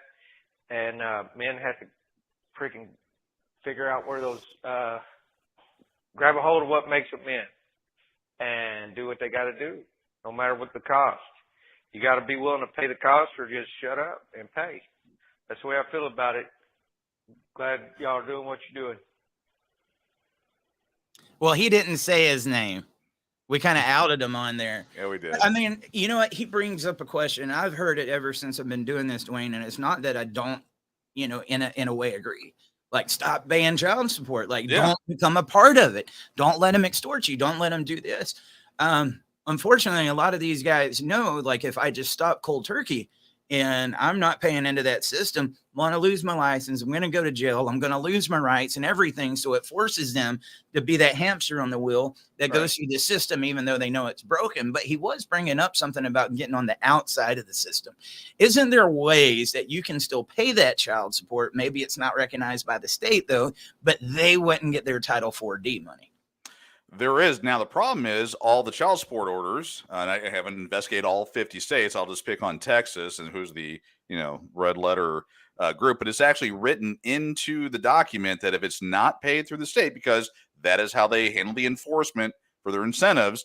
But if it's not paid through the state, it will not be credited to the person's account. And the judge will say no, because, again, the judge's retirement is, all the dotted lines there on how everyone gets their money. So, what Brandon's saying, on the surface, totally agree. Now the other problem is that if you have your normal, I say normal job, I don't mean it that way, but if you have if you have a job that has a W-2 on it, there we go. Those jobs, those are automatically wage garnished. I could probably count on one finger the number of people in America that are W-2 that don't have a child support order automatically garnished. So they don't have that choice. They can talk to their employer. Now the employer is threatened. It says that they could be sued or whatever if they don't comply with it. You can try to do something there, but that most employers won't. And of course, you don't want to raise that kind of noise, that kind of smoke at work. Hey, I got child support stuff. So the only time this would probably be an option, and again, this is part of the reason why Brandon's saying it, is for people that are in business for themselves, they're 1099 employees, and there were some other things there to where refuse, and then you accrue that debt. The thing is the way it's set up is that debt will follow you for the rest of your life. You then have to, and even when you pass away, they will come after your estate. So you can have no assets. It's your money is in currently in crypto or underneath your mattress, or if you are remarried and you trust your spouse. I probably shouldn't be even offering these. I'm sure get in trouble for that. But yeah, getting outside the system, is, a way in the short term or whatever to not do that till they don't get their results. But they will, if you have assets, they will come after you. They are good.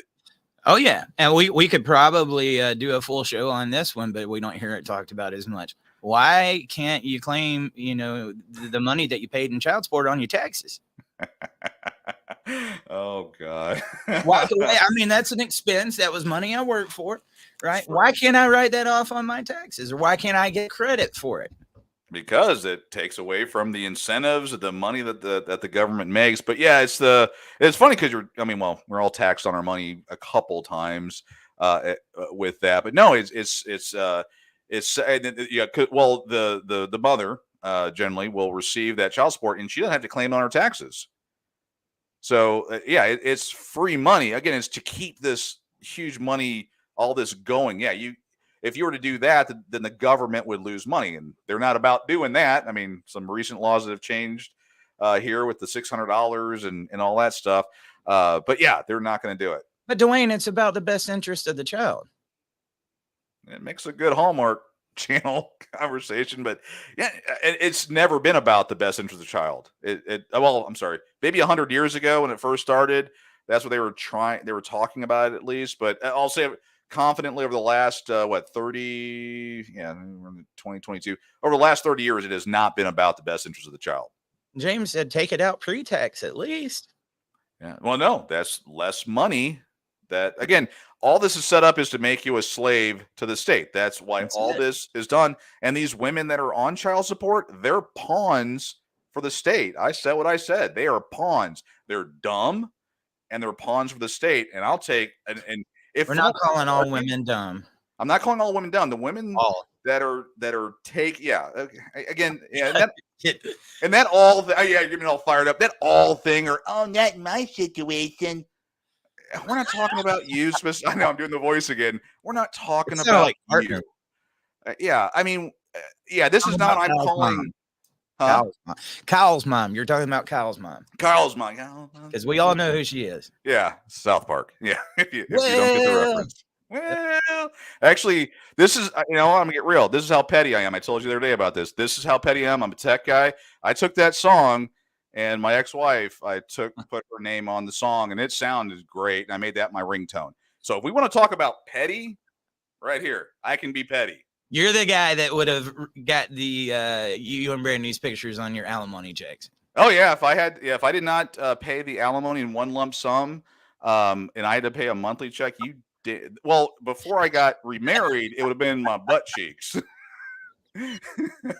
Your butt cheeks. It would have been my butt cheeks, and that would have been worse, probably. Yeah, it may have been. I don't know. Yeah. I hope no one. Well, I'm sure no one thinks that I'm, mature and whatever else. But when I first, the emotions were raw, and again, I sat down and spent time retooling the Kyle song, and other things like that. I've done probably what everyone else here has thought about doing. I've done it. And it's just, I'm hoping that I'm serving as a good example of a bad example, that you can grow, you can find happiness. It does get, I'm trying to save this thing. Way to bring it on back. No, I agree, dude. I remember when I was very first going through it, compared to now, I've done a lot of growing. I even look back at some, when the gaslighting came, there was many times that I fell for it, right? Because I didn't know what was going on. And I was ready to fight back. Mm-hmm. And that's why, and most of these guys with their emotions, when they hear these allegations or they hear something, they're ready to fight back. Yeah. You gotta understand that person loves it. Loves it. And it gets nowhere. No. It makes them happy. Oh, makes them happy. They get your attention. Well, watch out for the guys when they stop playing the game and they are not as easy to get the emotions. That's where a lot of the silver bullets come in, right? Because I have tried everything I can to poke at you and get you to reply, and you won't do it. So I've got to come up with something mega, something big, because you're not walking away from me. Oh, I'm going to get you in there. Yeah, dude, they're going to sink their claws into you. Oh, yeah. Yeah. No, I remember, and, I have obviously all my emails because who knows what will happen in the future as far as needing that documentation. But she would make an accusation and I'd write a page, document, picture, audio, video, just slamming that down, like, here's your accusation, it's false, and here's why. And then over time, I'm like, what the hell am I doing? And then I call it gray rocking, which is you just one word answer. I wait a day before I respond back, and all that. And once I, killed that, she, pulled some of the other dumb stuff they do. But over time, I kept praying every day, please find someone else. Please find someone. Because when they find someone else, they usually leave you alone for that period of time. Usually. Not always. My ex got mad because I told her if she found a guy, I'd kiss his feet. Oh, yeah. That was when the gaslight was getting to me back then. But I was like, hey, dude, I know you're trying to make me jealous. It's like, I'm going to find a man. He's going to be good to our kid. He's going to do this. It's like, I hope so. Trust me. I hope so. I'm rooting for you. Yes. I'm your biggest fan. I'll shake his hand and say, thank you, sir. Oh, damn. Yeah. I get so excited, Dwayne, that I just unplugged my headphones. Oh. Do you see? You see how you're happy just that amped. makes me? I would love it. Yeah, Dude. Yeah. And I'm waiting for you. If you're that guy, I'll help you. Yeah. I'll help you. Anyone on here that would like to take over the payments, please reach out. Not the You'll payments. arrange it. Take over first. I'll pay the. You know what? I would almost think about paying him child support. Oh yeah, yeah. Maybe you should start a new Spousal donation support. thing.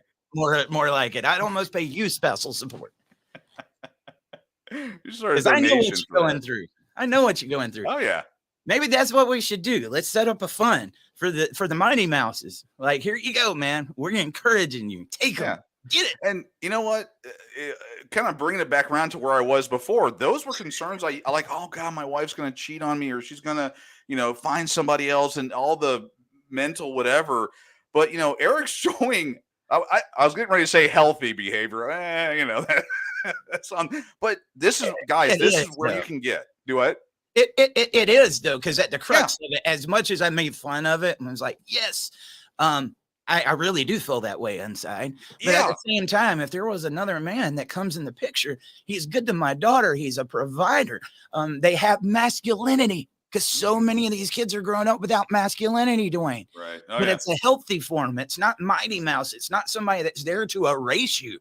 It's somebody that you can call and you can do it together, because that can happen. Right? I would love that. Oh yeah. Dude, I would, there is nothing more that I would desire. Yeah. Unfortunately, most of the time, that's not happening. That ain't happening. Nope. It ain't gonna happen happening at all. Yeah. But for the, the folks listening in, I mean, this is what can happen. I mean, if you're in that, again, this Christmas time, and again, get your plan together. And who you're going to be with, and talk to, and get through all this. But just know, if you're feeling, desperate or in despair, you can get to this point. And more. I mean, you can get happy with the whole thing. It just takes time. You got to have the right people there, and you just, working through those things, and growing. I mean, it's not going to happen overnight. It's just going to take time. Dude, Dr. Brooks McKenzie said, guys, the response that can't be weaponized against you, and it shuts it down. Thanks for sharing your concern. Our child does not have those issues when with me, but I will look into it. That was, because you were talking before, well, all hell broke loose last week, about getting the top 10. I almost forgot what it was now. How to fight against the narrative. There's Mackenzie's thing. That's one right there. Absolutely. We need to arm our guys with the responses to society's degradation of dads and of men in general. And I think in the way to fight back at the narrative, this is what we need our guys doing. And look, I understand people are here because of their story, and that they want to get that out, and they want to see some solutions. You might not see it. I am telling you, that is a part of the solution. That's one of the biggest parts of the solution, is fighting the narratives. People, I've heard them all. Everybody just stopped paying child support. Everybody stopped going to family court. Everybody stopped doing that. Some of those things, and we're going to get some guys that are going to get in trouble. Okay. So I can't get behind them. I understand the premise of them, but we can arm them with this, Dwayne. And if we can turn that narrative upside down, I'm going to tell you, I did it this morning. There was a page that was talking about how moms always stay and dads are the ones that take off, and they I guess they have to pick up the pieces. I reshared it and said, what do you think about it, guys? All the guys in there that are single dads just started showing up in there. Mine left years ago. You're fighting back at the narrative. Yeah. Right? We're not running from it. Yeah. We're going to face it head on, but let's give you some of the tools that is needed to help us do what we do. Right. And if there's somebody else that can do it, and maybe they get it out there even quicker, we'll help them. Yeah. We can give a crap less who it is, but our people need that message. And that one needs to be very, very thought out. We ended up having to do a different podcast. I was trying to think why, because Tyrone got killed. Yeah. Yeah. We were going down one The day that path. we was going to do That's that. what We happens. found out about one of the fathers getting killed. And Yeah. you know, everybody stopped what they was doing and ready to go help this father that none of us knew.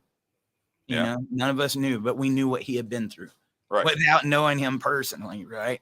So we are going to get back on that one. And I definitely want you guys to take that. Well, and think if of people some of have the- suggestions. yeah, if you got some of the suggestions. Yeah. We ain't smart. If we've proven anything, we ain't smart. Well, no, I mean, one of the ones that gets shared a lot, and I reshare it probably at least once a month. Mhm. Instead of asking dads to fight more, ask mothers why he had to fight at all. Yeah. And How that's brilliant is that? yeah. Yeah. I mean, it's brilliant. Yeah. I mean, when you're on your Facebook and Instasnap and TikToks and people are talking about this and they are talking about it, you put those stones in the shoe or, you know, those comments back, and it doesn't need to be hate because they're going to use anything. If you would have put, you know, blah, blah, blah, you butthead or whatever, they're going to use that. But if you have a good, and we all have the same message for whatever comes down the pipe from these people, it's going to shut them down. And it's not going to shut them all down. I mean, the in the trenches now are the feminazis, the Karens, the whatever you want to call them. They're never going to change, more than likely. What was so sad is I saw one of our biggest supporters this morning, dude. It was a woman, and she commented in there, and her name was Karen. Well, yeah. Sometimes the joke writes itself. Yeah. I mean, she was amazing though, and I was like, why did you have to be named that? Why? Larry brings up a good one though, Dwayne. My kid's step parents started making fun of them when they were about 9 years old for going to church. He has put hands on them. I've done everything I can to take care of it legally. The courts came up and said it was inclusive, basically saying you did happen, but I guess he meant it did happen, but there wasn't enough evidence to prosecute the dude. Is a dirtbag. Don't like him. Don't respect him. One day he'll have what's coming to him. And I hope you mean, you know, Have a discussion. Karma. Yeah. I mean, yeah, dude, like be careful even saying stuff like that. Seriously. But I understand what he's saying. I mean, let's get to the other side of that conversation, Dwayne. If that was a dad that did that, he would probably be completely taken away from his kids. Isn't there some research that shows how much of this abuse is happening from stepdads? Oh, yeah. Actually, I shared it on some other things. That stat alone, and it's on the pissoffparent.com website. We got to, you know what? I just need to move all my stuff over to Dad Talk today because I hate even talking about my website because I don't want to detract from anything. But it has a lot of the data on there, and let's see here, it has the stats and data, but the intimate partner or is the one who hurts children more. Yeah. Let's see here. I just shared that. Intimate. And just to further, clarify, I believe Larry was just talking about karma, dude. You know, eventually what goes around comes around. And, you know, I hate it because I can't help but to think like if this was dad in that situation instead of stepdads, many times stepdads have more protection than biological fathers. Oh, yeah. Oh, definitely. Yeah, in the 2020 stats shows that mothers 221,372. I don't know. It doesn't show me if it's millions or whatever. Oh, I'm sorry. As of January 2022, that was the data. They're the ones that child abuse. Yep. He said karma. I knew that's what he meant. We just had to clarify that on there. Jeff Morgan said, statistically speaking, one of the most dangerous places for a child is in a home with mom's new boyfriend or husband. Yeah. Nobody's ready for that conversation, though. It's crazy. I mean, I almost would want to sit down with a woman. And again, it's based on the data. I mean, I could sit down with a man, but it'd be 10% of the time. I'm going to spend my time with the ones where this happens a lot more. and say, here's the data that we have when you have your divorce and your breakup and then move in with the new guy or do whatever. Here's your percentages. This is what's going to happen. Well, all right. So let's hit on that narrative real quick, though, because us as men, if we hear that somebody has been messing with our kids or treating them wrong, what's going to happen? We're ready to fly, right? Oh, yeah. But who chose that person to be with in the first place? Yeah, Who Mommy chose Dearest. that person to be with in the first place, right? So what does that say about her judgment? What does that say about what she allowed inside the house? Shouldn't she be looked at almost in just as much light? Look, dude, if I'm somewhere where a murder happens and I knew it was going to happen, and I could be charged as an accessory. Yeah. I'm just getting real Not with here. you guys, but most of the time we're going to rush because a man was, messing with my kid and I want to fight. But there's the other side of that too. Dwayne, I'm a stepdad. No, yeah. Many of us probably are, 2 or 3 time losers. And then we get back into other relationships and then they have kids because, hey, if you'll accept me, I've got kids, you've got kids, I'll accept you. Right. And then you could end up in another one of these situations. And then you could be on the side of false accusations or whatever. What does it say? Usually in these situations, there's a common denominator. And I'm going to tell you, it's the one that these guys are getting with. Yeah. That's usually, that's how it works out. And again, it's not, us being up here. This information is not because I felt that way. They've done peer-reviewed research and produced this data, and you can go out there and find it all, and it supports what's being said.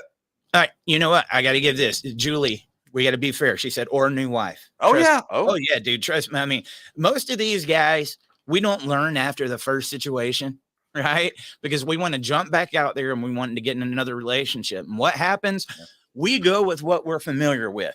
And then we end up in that situation again. When we meet somebody that's mentally stable, we have red flags going off because we think that's not how relationships are supposed to work. I want you to look at adverse childhood experiences. They're real.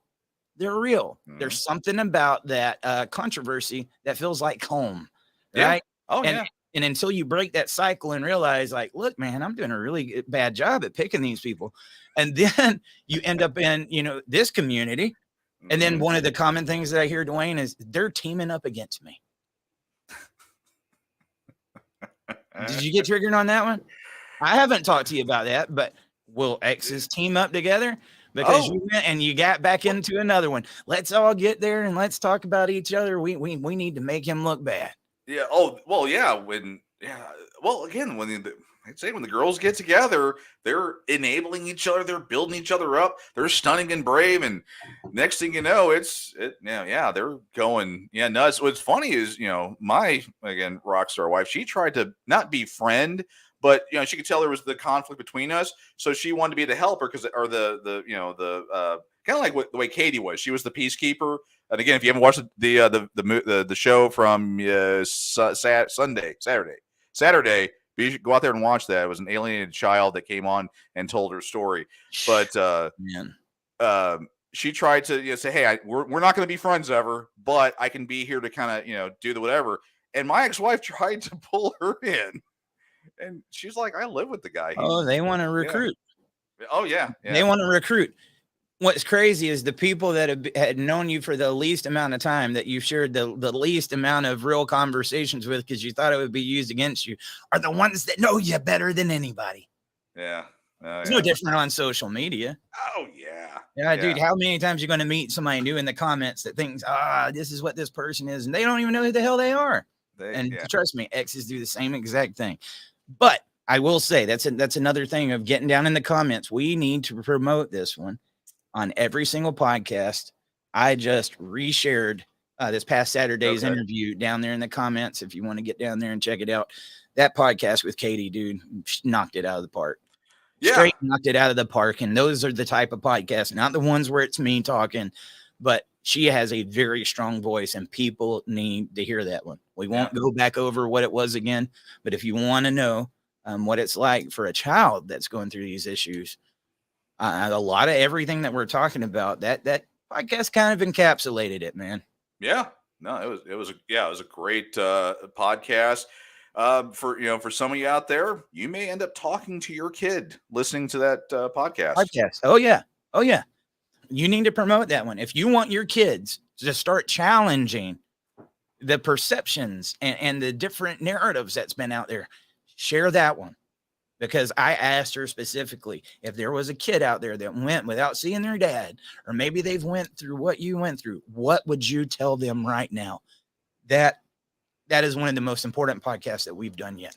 Yeah, that was a good one. I wouldn't pray, man. Like get that out there. It's triggering. I mean, it's triggering, but it's insightful.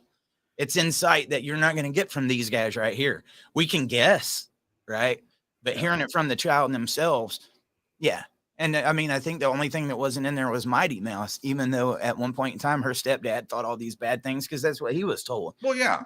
But them two will talk now, right? Yeah. So that's about the only thing that wasn't in there. The rest of it is dark, man. I'm not going to lie to you. These stories get very dark, guys. Yeah, and there was no punches pulled. There was no sugarcoating anything. I mean, she was a very good speaker. I mean, oh, yeah. It was again, watch it. Yeah. Throw it in the background, listen to it, do whatever, whenever, but that's a good, it's only an hour. It's not one of our marathons that we have sometimes, although people seem to enjoy it, which is great. I'll be here all day. I love being on here with my brothers, man. As long as you guys are showing up and you're supporting the show, that's what it's about, right? We've got to challenge the narrative. So we got to have these conversations. We're going to have many more fart jokes and other stuff in between because that's the filler. That's the filler. But make sure that you're getting the good parts, right? Yeah. Those are good parts too. Anytime we can make somebody laugh, that's a good part. Very serious content going on, guys. But we're going to listen to a few more voicemails because we did get started on them and we only went to one. Brandon just really threw us for a loop.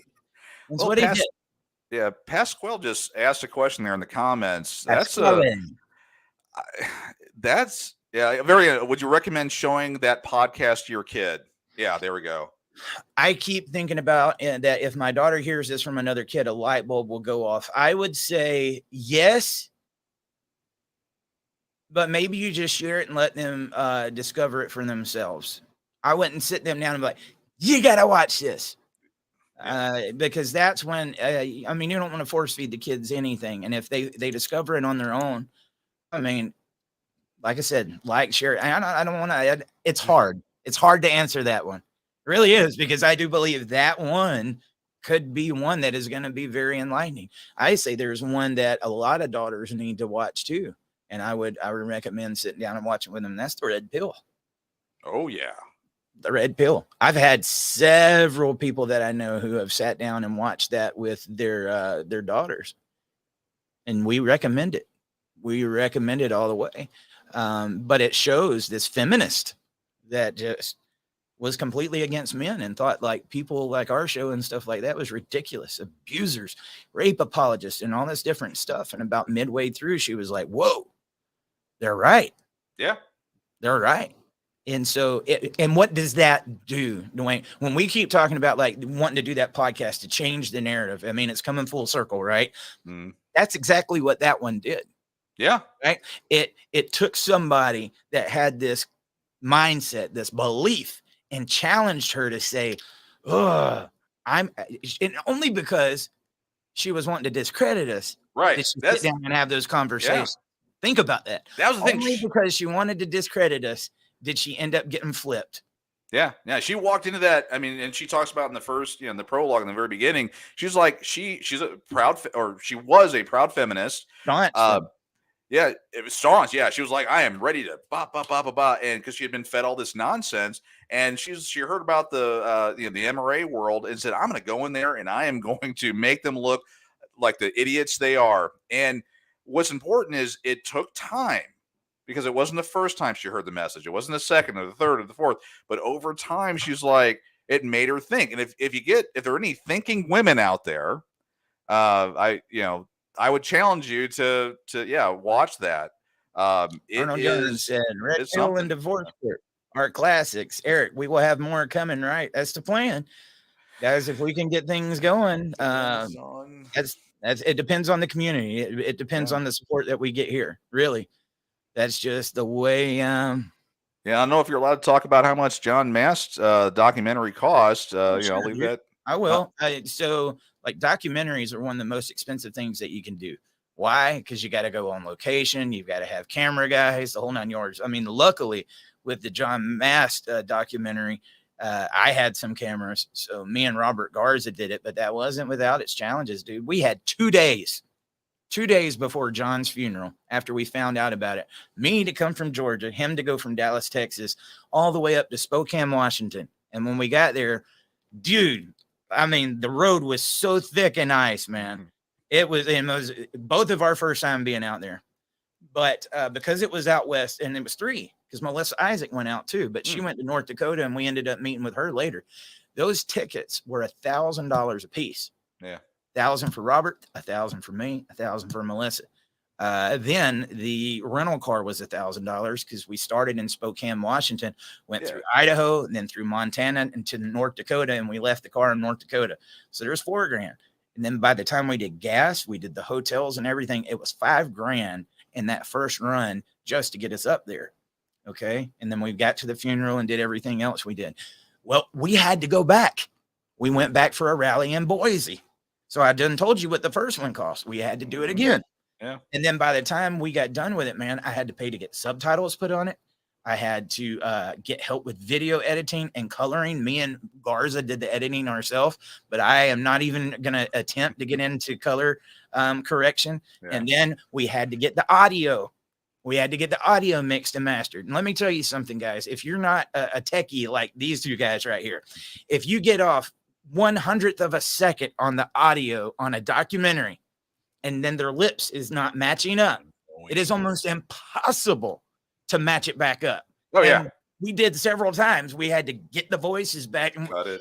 dude, that one thing would knock the whole film off, and you'd be sitting there like, oh my God, we've got hundreds and hundreds of hours, putting into this thing, and now the audio's off.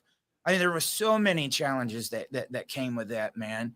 But we got that mixed and mastered. And then some of the other graphics, dude, it was crazy. But then there goes the thing. We put all that time and stuff into it. So we want to make sure it gets out there. Mm-hmm. So I held another fundraiser and was like, guys, let's get some, let's get some funds in here so we can put some promotion behind it. And I raised $3,000, and that was my goal. The community hit it. $3,000. And then somebody sent in a $2,000 donation. Mm.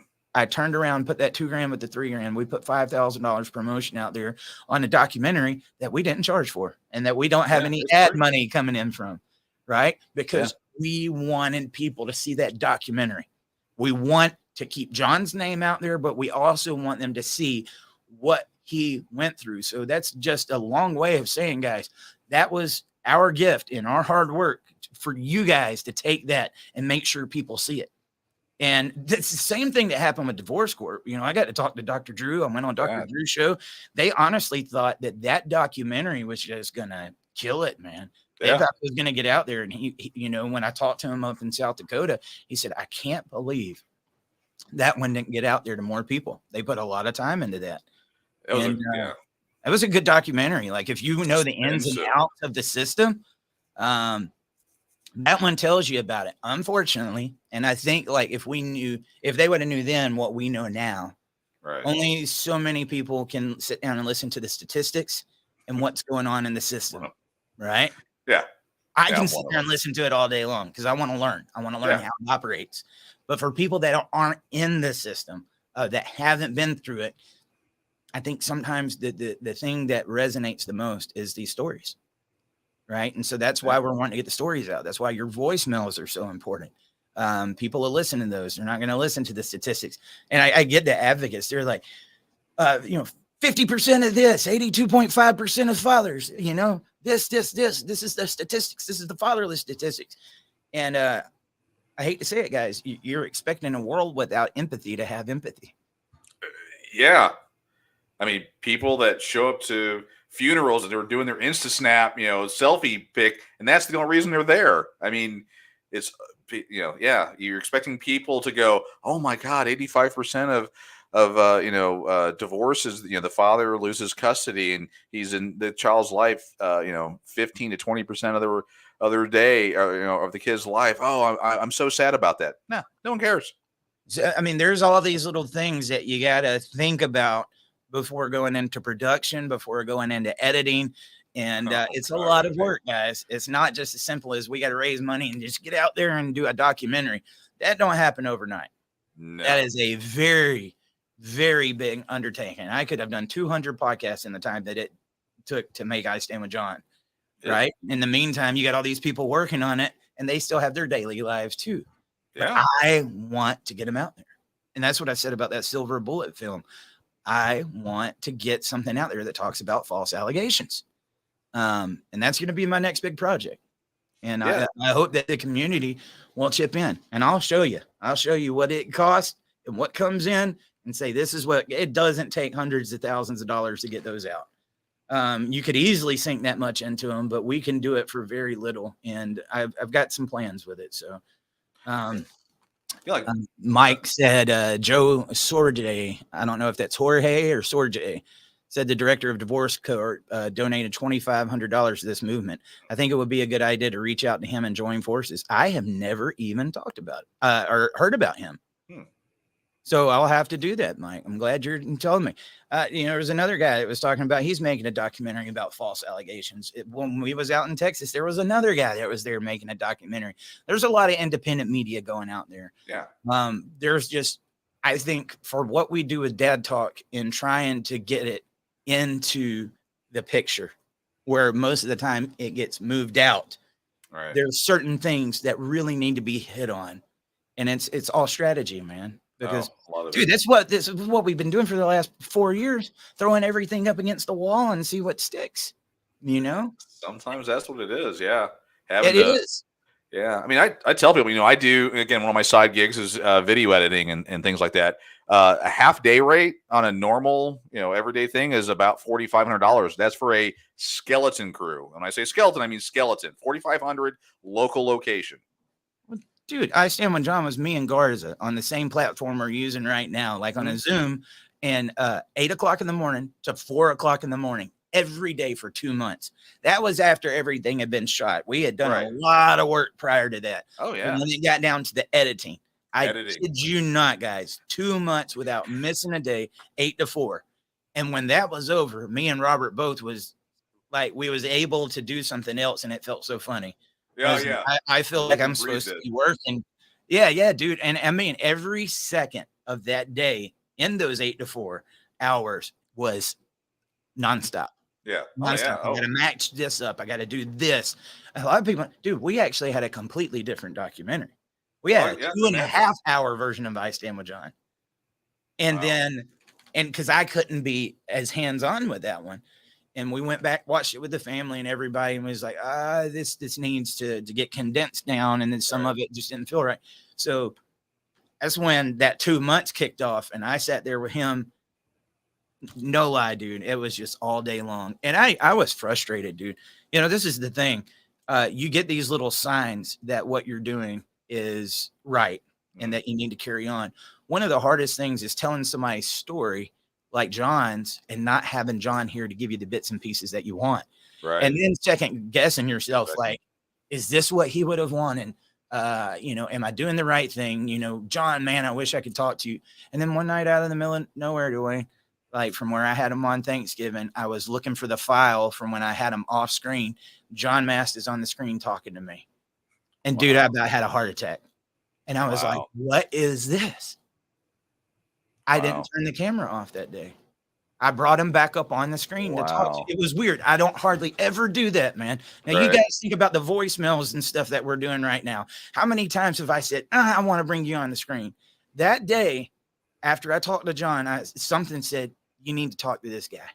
Yeah. And I want to be there for him. And I bring him back up on the screen, and it's just me and him just talking. Shooting.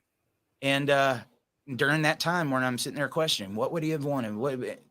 I had him to talk to, and I mean, even with the direction that we're going now, there's a lot of people that would think I'm crazy because I've done the past 3 or 4 years dipping into politics. And so I got a lot invested into politics. I've got a lot of contacts and stuff. Why would you turn your back on this legislation and just go after awareness? Because I've seen what it does. And that was the last thing that me and John talked about. I'm on there saying, you know, if they hear about Title 40, they hear they're going to lose money in child support, these politicians ain't going to listen to you. John's like, yes, that's right. I've done it. And that's what they did to me.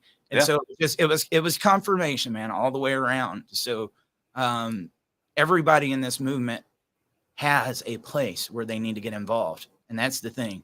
Ours, media. I think we do a pretty good job at it. What is it that you can do? And I can tell you in the meantime, if we make this media, and that's a very big sacrifice, it needs to be everywhere. Unfortunately, Dwayne, the elephant in the room, that's been my little tagline here recently. It's like everybody wants to be a face. Like, I want to be the answer for the movement. It's about my story. And you can't get these people talk about uniting and stuff all the time. Dude, these groups ain't uniting, brother. No. They ain't. There's a reason I'm over here in the corner doing what I'm doing.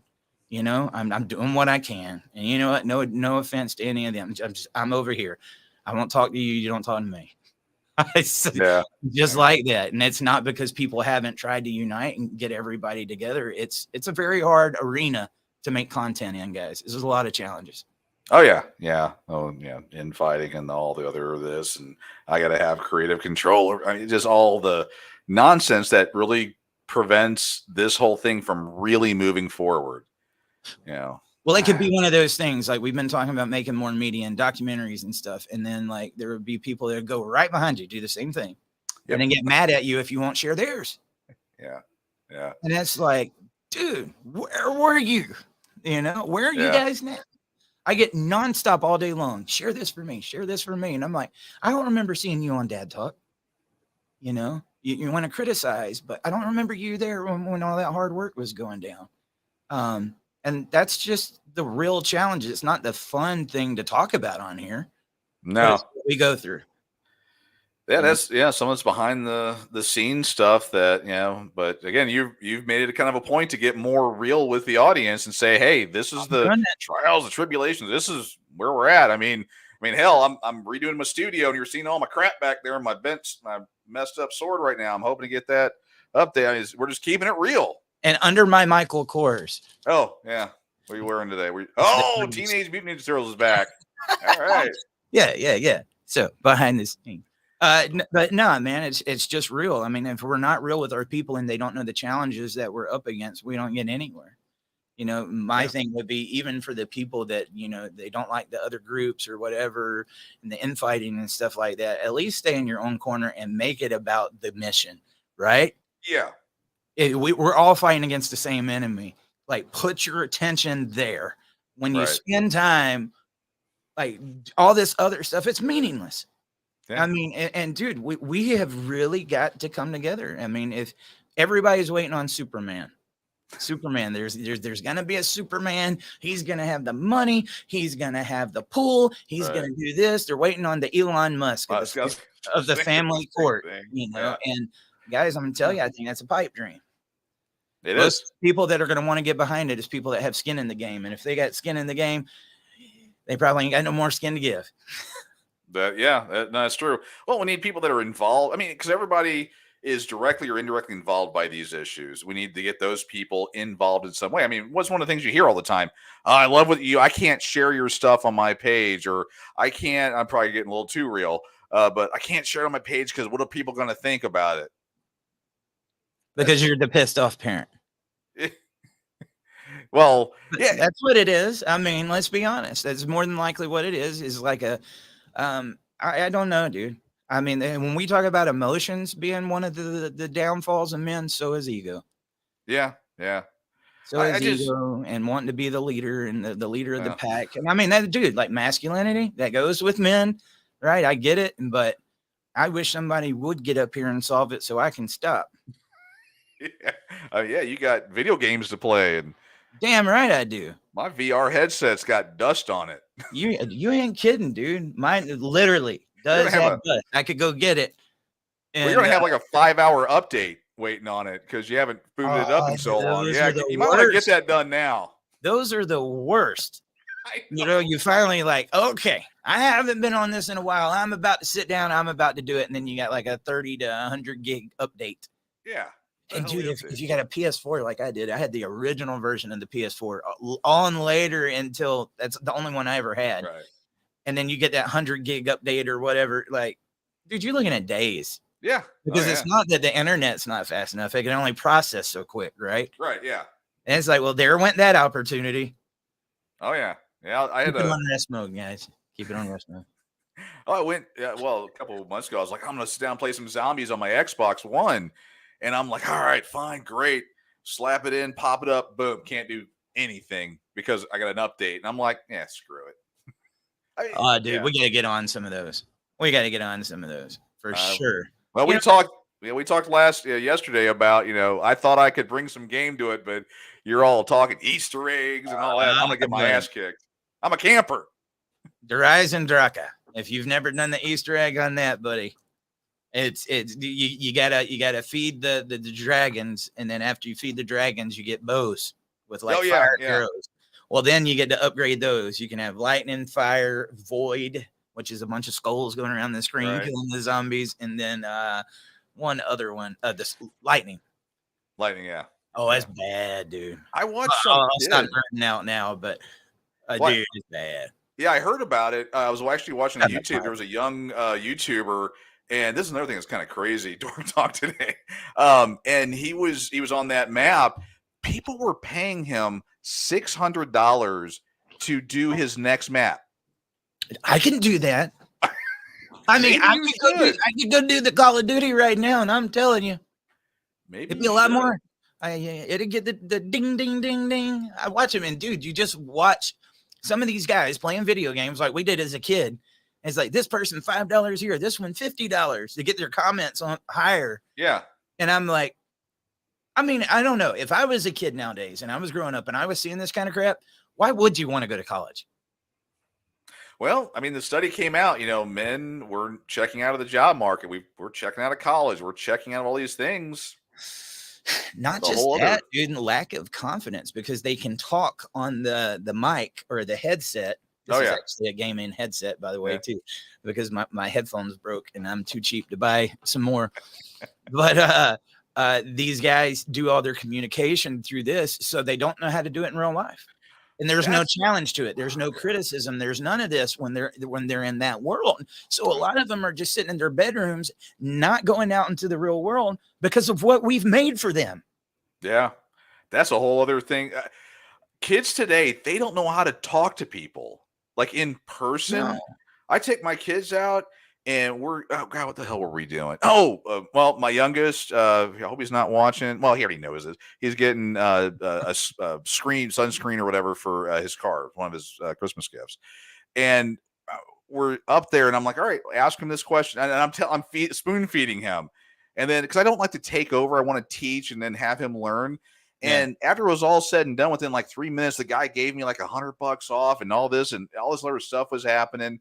And, all that. And my youngest is looking at me like, what the hell? I'm like, it's talking to people, relating to them, having that physical one-on-one time. Of course, that gets into that gets into so many of this whole online. But yeah, kids today, they're awkward. They don't know how to have that human, I don't know what consequences, dude, especially if you're a boy and then you're a product of the fatherless generation. It's so much easier to just get sunk into this. That's why I say, like, I understand there is an unhealthy side of video game, but I also see the positive side too. It's got to be a balance. But when you got some of these kids that are fatherless or they got problems going on at home and they would rather consume themselves in this world because this world doesn't have any challenges for them. Or what do I want to do? Do I want to take the headset off and go in here in the midst of my chaos? No, a lot of us would want to lock ourselves in the bedroom. Yeah, I would. Especially in bad marriages. Bad marriages. I'll play some zombies. I'll play some Fortnite. I don't want to go in there with the mega, you know what? Yeah, I don't want to do. Yeah, it's insane. Well, of course, that gets into the dating arena. Why are boys not wanting to date anymore? Because again, this is all data. You swipe. You don't have an interaction. You swipe right, left, whatever it is. And women, they're actually, again, report that came out. This is not me. This is report. women only want, there's 3 or 4 categories, and it's the top, not even the top 5%. It's like the top 3% of the top 5% that all women want. They want nothing else but the top 3% of men. You got to be taller than her. This is over You 6 gotta have foot, money. 6 figures. Look a certain way, certain job. Oh yeah. I didn't realize how bad that was. Coach Greg Adams. If you had never watched Coach Greg Adams, I'm gonna give a shout out. Go check out the Free Agent Lifestyle on YouTube. He's got some really good stuff. Oh yeah. But when he was on the show, he was talking about like if you're short or you ain't got the money and stuff like this, that these women wouldn't mess with you. And it was one of the first times me having that conversation. I'm 6 foot, so I guess I haven't ever really thought of it. But the guys that ended up in my inbox saying, "Oh my God, he was telling the truth." He was like, "I'm short. People won't even have me because of my height." Yeah. And just the different things. I was like, wow, that's crazy, man. Oh yeah, I do his stuff. Better Bachelor. I'm a huge Better Bachelor fan. He's a 5 foot. He's 5'7". He talks about his height and the things. And actually, he goes overseas for relationships. He's like nothing in the States, but yeah, he's a data driven guy. But yeah, women, if you're not 6 foot tall, 6-figure income, they want, that's 2 of the number 1. They want nothing to do with you. You can be ugly. You can be fugly. As long as you're over 6 foot tall and make 6 figures, they're in. Dude, you can be old, can't walk, decrepit and everything as long as you got money. Yeah, I would love, I would love for women to be honest. Bear me for the money. Come on, listen to the money talk. Come on, AC/DC. Bear me for the money. Ow! They were, you know what? They were warning us. These guys, because they knew that we liked music. They were like, "Come on, come on." Yeah. Yeah. I'm TNT. Dynamite. Yeah, dude, they was warning. That song's got a lot of truth. Yeah. Oh, yeah. I listen to music a lot differently now over the years. I guess I've never really thought about that when that one popped in my head, though, as soon as we was talking about it. I mean, as long as you got money, you can get whatever you want. Yeah. I mean, money for nothing, get your chicks for free. And yeah, there you go. Oh, yeah, they were warning us. But yeah, I would love for the ladies to come in and talk about that. Yeah. And not say, well, not me, or I want to find what's the deal, dude. Another podcast. If you want to get into that conversation, it was strategic. Okay. Turning Point, which is a political conference. We have been doing a lot of stuff with CPAC. Mm-hmm. Okay, Turning Point was having a conference there in Dallas, Texas, at the Grapevine Hotel that was free. Oh yeah, huge, dude. Oh yeah. Oh my God, it's like a city. Yeah. But it was a young women's conference, and there was very little media there. I mean, Fox and a few other people was there, but I said I want Dad Talk there, and there was people that called me crazy. It was like, why does Dad Talk need to be in the middle of a young women's conference? I was like, why would we not be there? You don't see what I'm seeing. And dude, we did stick out like a sore thumb, but here's Dad Talk today in the middle of this women's conference. We interviewed Carrie Lake, interviewed Miss Florida. Dude, I got to get Miss Florida back on here. Yeah. She will blow your mind. She's pretty. Her. She's pretty, but she is a staunch father's rights guy. I mean, a guy, lady. Okay. I didn't mean that. Right. Yeah.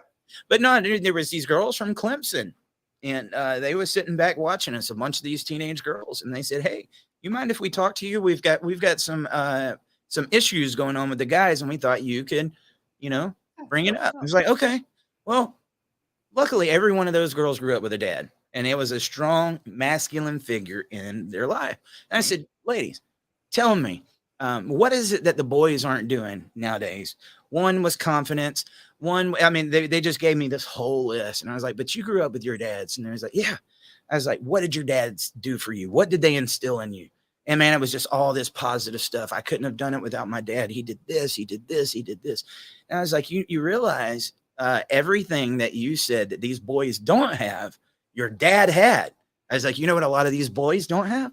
A dad. And you could see the moment it clicked. It clicked. Go check out that interview, man. That was Yeah, a good one. that's a good one. But we do need to have some more conversations like that. I even offered to go up to Clemson and just set up and say, all girls, all boys, just come and sit and let's talk. And that's really a big part of the solution that we could do right. And that's why Dad Talk isn't bigger or pulling millions of views, everything, because we didn't just sit here doing the podcast like we're doing now. We were out there having those conversations, right? That nobody was seeing unless we posted it online. I've probably still got 1,000 interviews that I haven't released from some of those trips, and I forget that I done them. Yeah. That was one that was amazing. Yeah, that is a confidence in our young men. They are afraid to ask these girls out.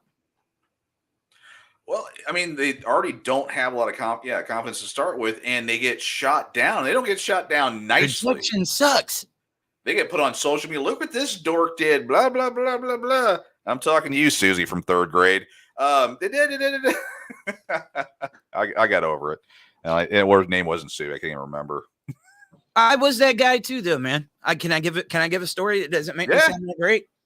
I remember, like, after I went through the divorce and everything, and I was afraid to get back into dating, but I wanted to so bad. And I had met this, one girl, and I had found out she was a single mom and everything. And I remember, like, reaching out. It took me everything to reach out, Dwayne. Everything. She's like, oh, I'm sorry. I got a boyfriend. And then I was like, oh man, the rejection hurt so bad. I was like, I knew that. I was just going to see what you'd say. I knew you was going to say that. I was making sure that it sounds like you're a good girl, but thank you.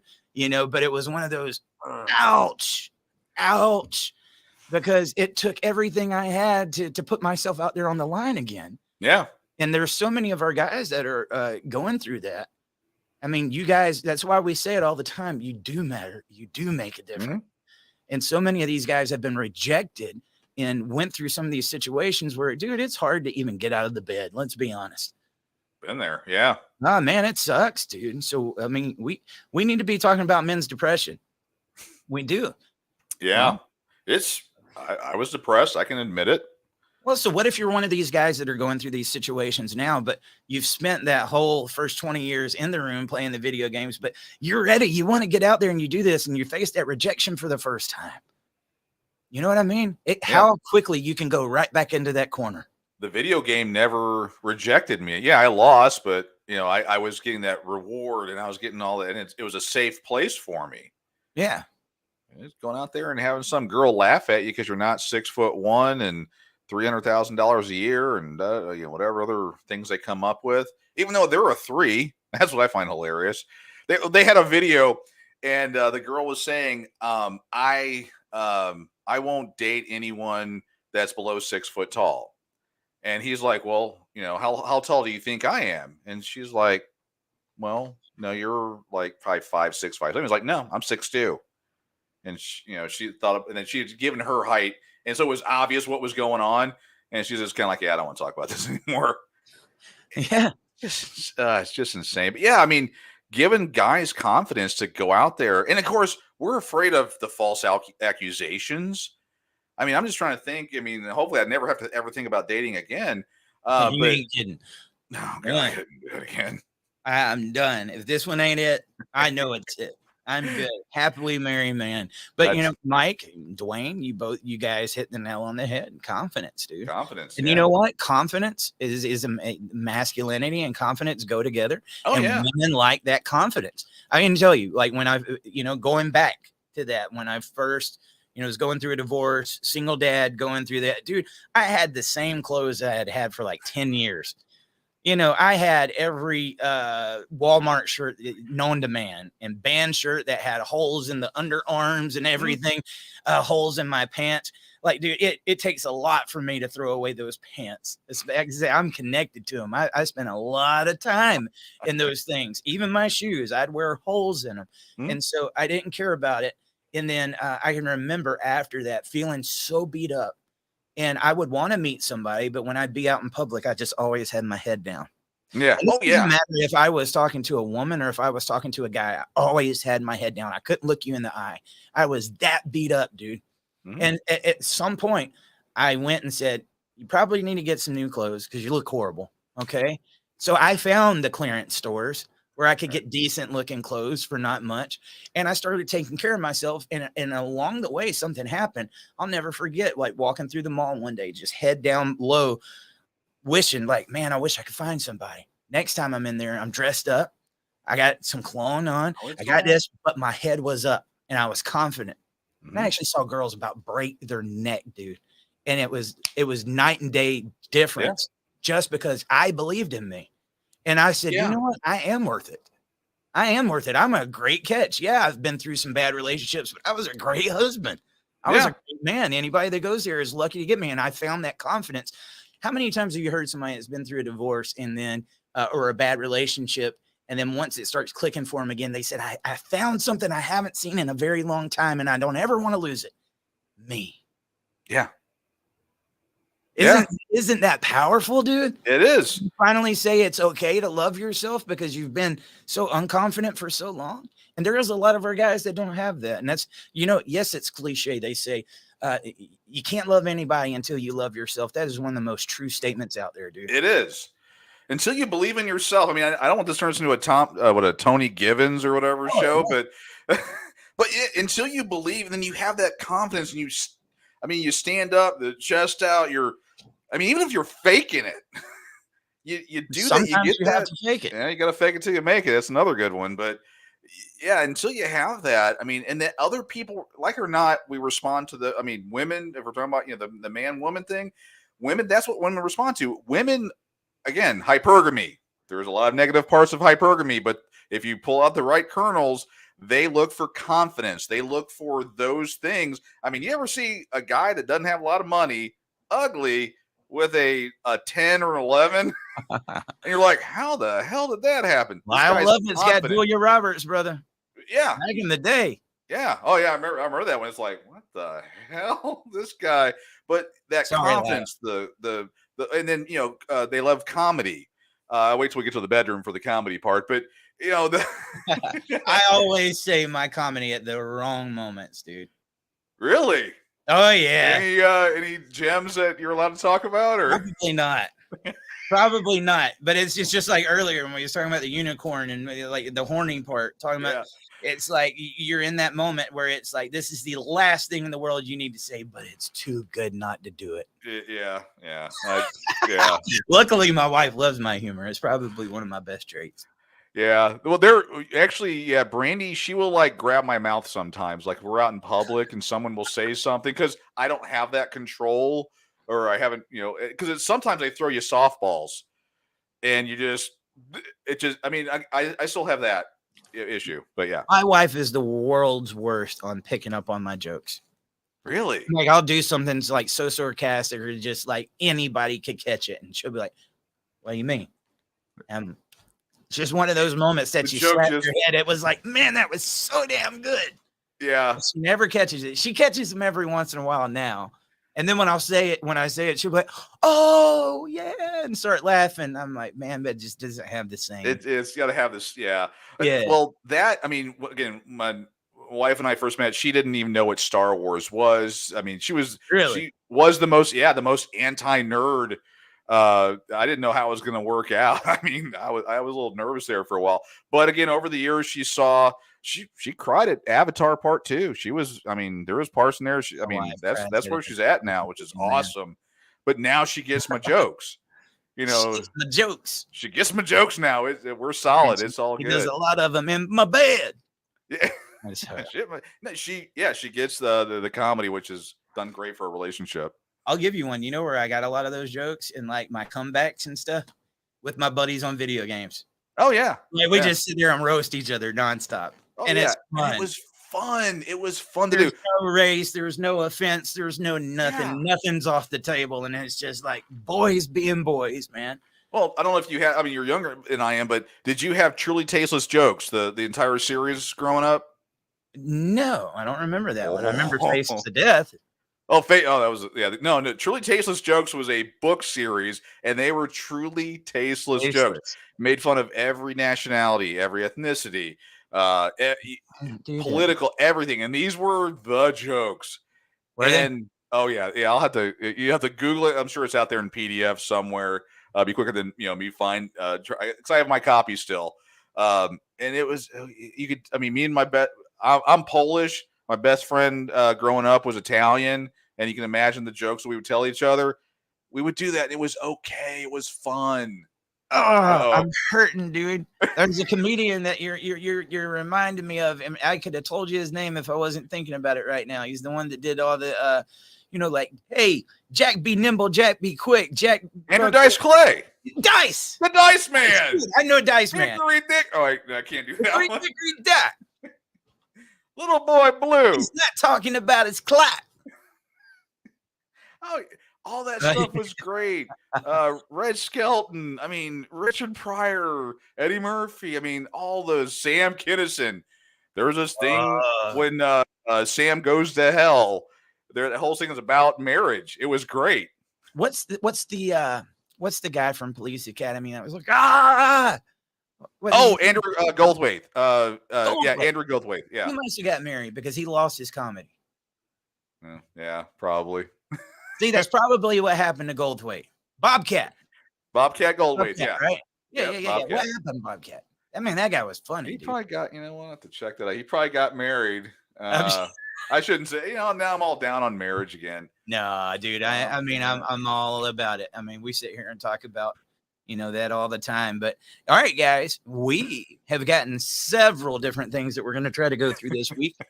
We got a 2-hour podcast that we just knocked down. But what I'm probably going to do, if it's okay with you guys, is on Christmas, we'll just have replays of this whole week. Right.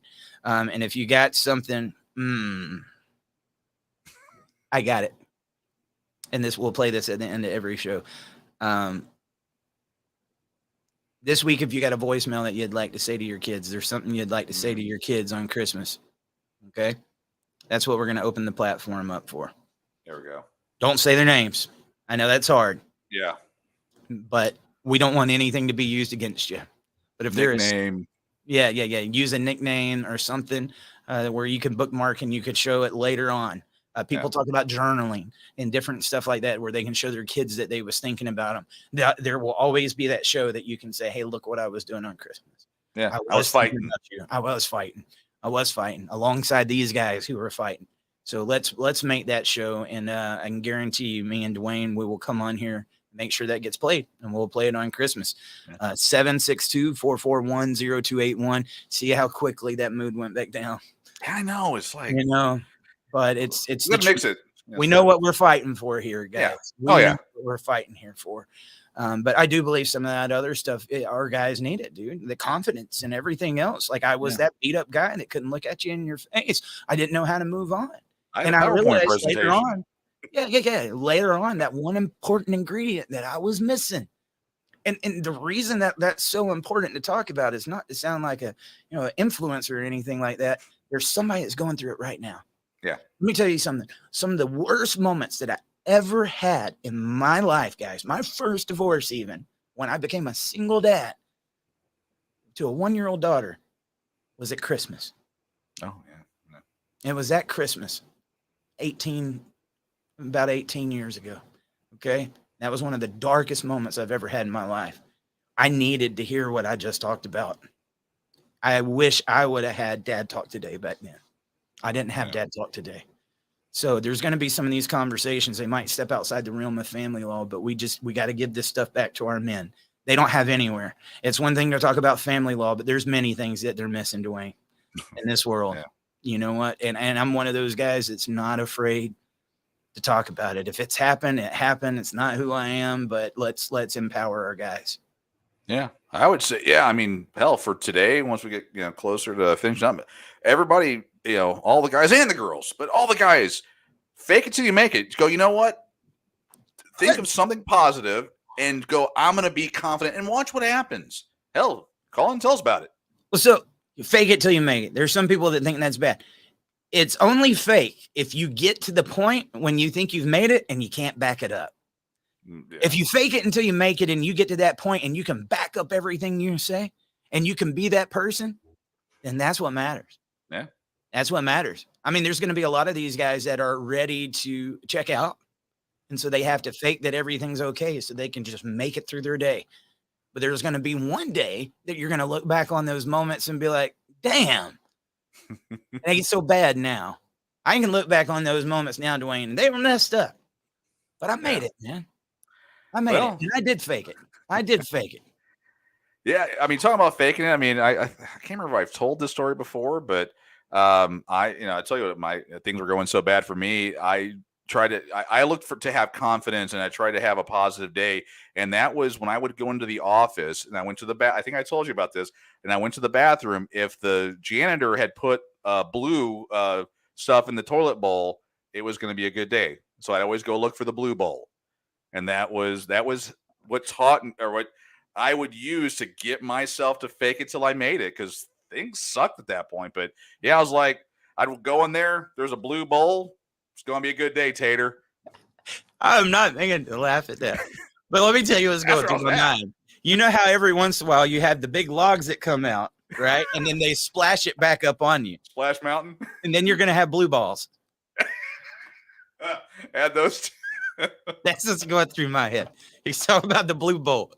Then you go in, you see the blue bowl. It's going to be a good day, and you leave with blue balls. You know what? It would have been, and that's the thing. I mean, just messed that all up, dude. I'm sorry. No, that's great, because I probably would have laughed my ass off had I, that I'm sitting there like in a heap or whatever, going, "Oh, it's a blue ball. It's gonna be a good day." And if my brain would have said, "Dude, you're gonna have blue balls," I probably would have started laughing. It probably would have been even better. So where were you? Dude. Where were you? What, 12 years ago? Those can be some of the hardest moments to laugh, man. Oh, They God, can. yeah. Mine was the number 4. When there was something I didn't want to face the day, or there was something that I didn't want to do, but I had to do it. Most Mhm. people go on 3. Mine was number 4. Oh, okay. Going Yeah, for one, I two, think we three. all got those things that just drives us to keep going, man. Yeah. You know, one of the hardest places there can be for these guys to go when they're going through these situations is work. If you're somebody that's been sitting there going through this crap, you're not getting any sleep, you don't have any money, you got problems going home at home, you don't know who they're with, what they're doing, what's going to go on at the courts, and then you're out there barely able to keep your head at work, probably not rested, maybe not even eating because you don't have money to stop and eat, but you're still out there trying to provide. Yeah. I will I've say, been in those moments, dude. yeah. I will say my divorce was great for my weight. I lost Hell yeah. 45 pounds in 20 days. 60. Wow. 2 months. Wow. I went from wearing a 2X to at one point I got into a medium. Wow. And then the first time I got divorced, I got down to 180. I'm usually around 240, 250. Okay. But I got down to 180, and I'll never forget it. One of my best friends was living with me at the time to help me with the bills and stuff, because I Right. couldn't do it on my own. I went Yep. from the 2-person household now down to just one, and he was there. All paying but, for 3. he was the guy that's skin and bones, and he could sit there and eat anything he wants and not gain any weight. And I'm the guy that can look at food and gain weight. Yeah. Right. So I was always jealous. But one day I knew how much weight I had lost from my divorce because I had on his boxers. And I remember like looking down, and I was like, these What aren't the- mine, but they fit. Yeah.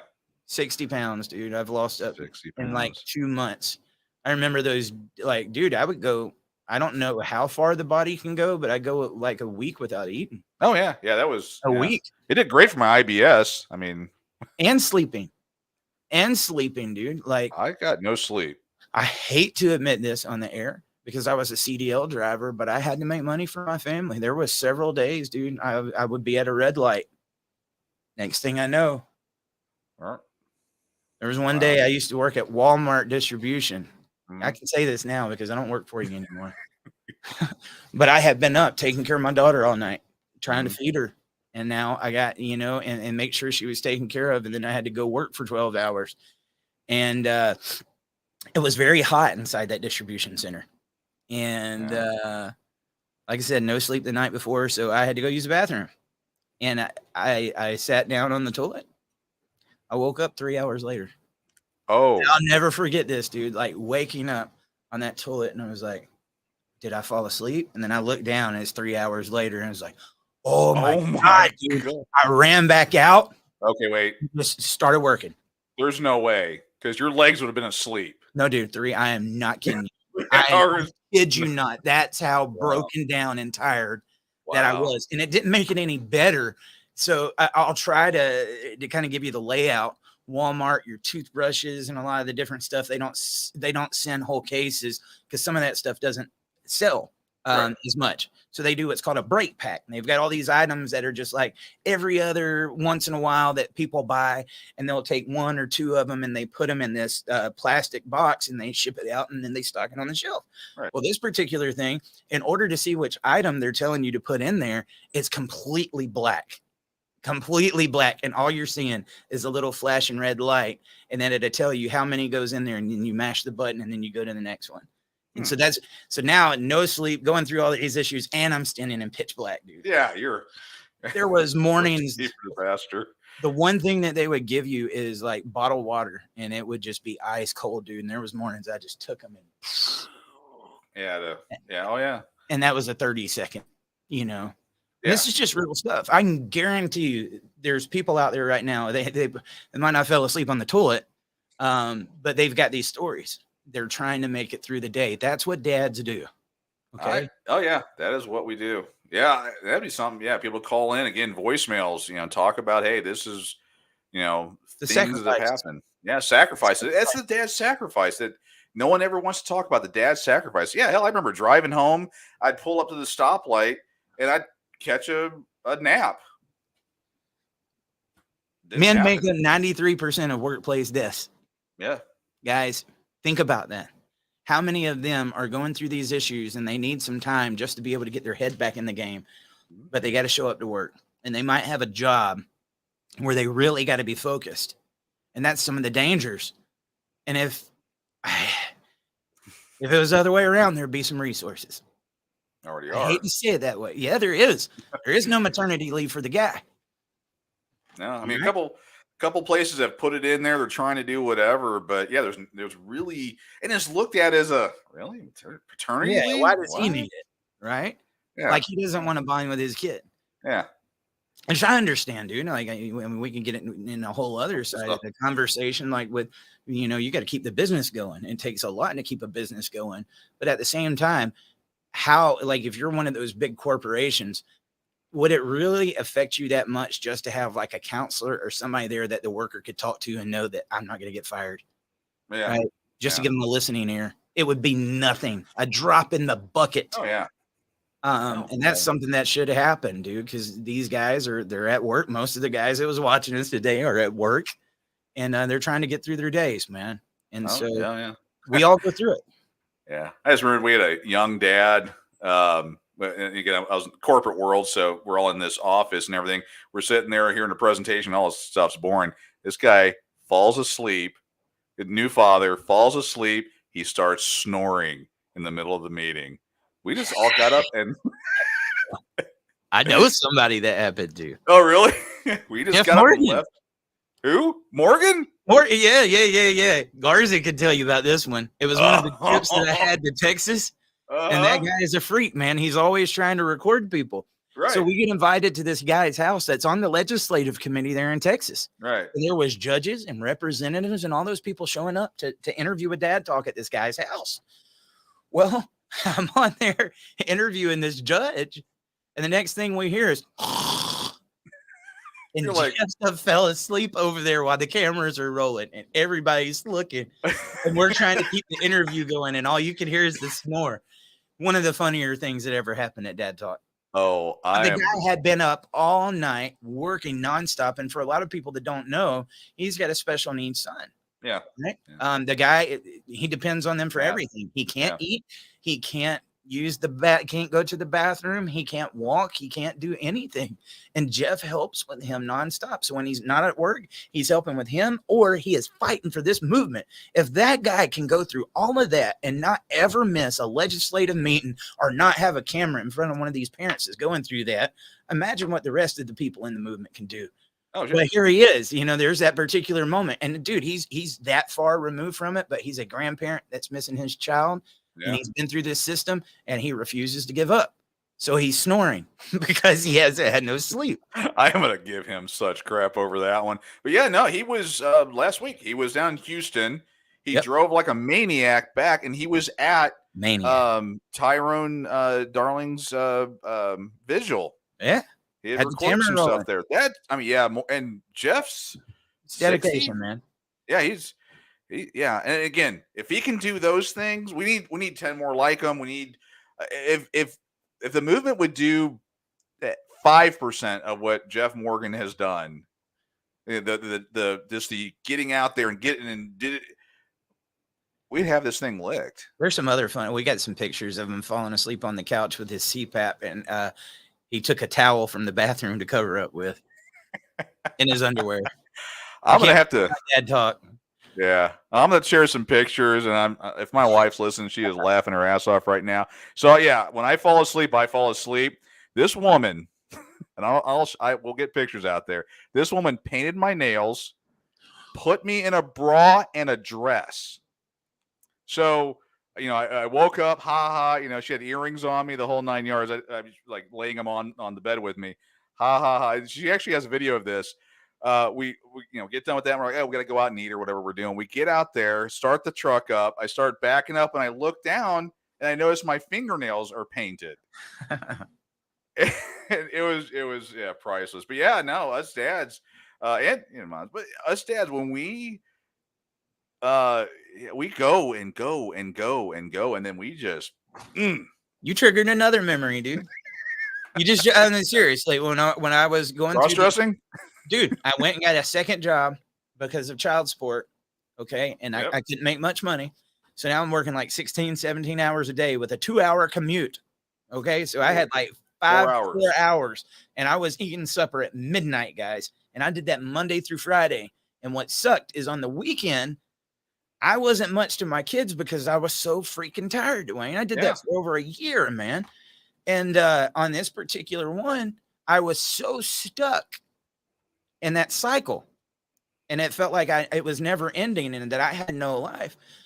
I woke up one morning, got dressed for work, went to the work, and I was standing outside the door.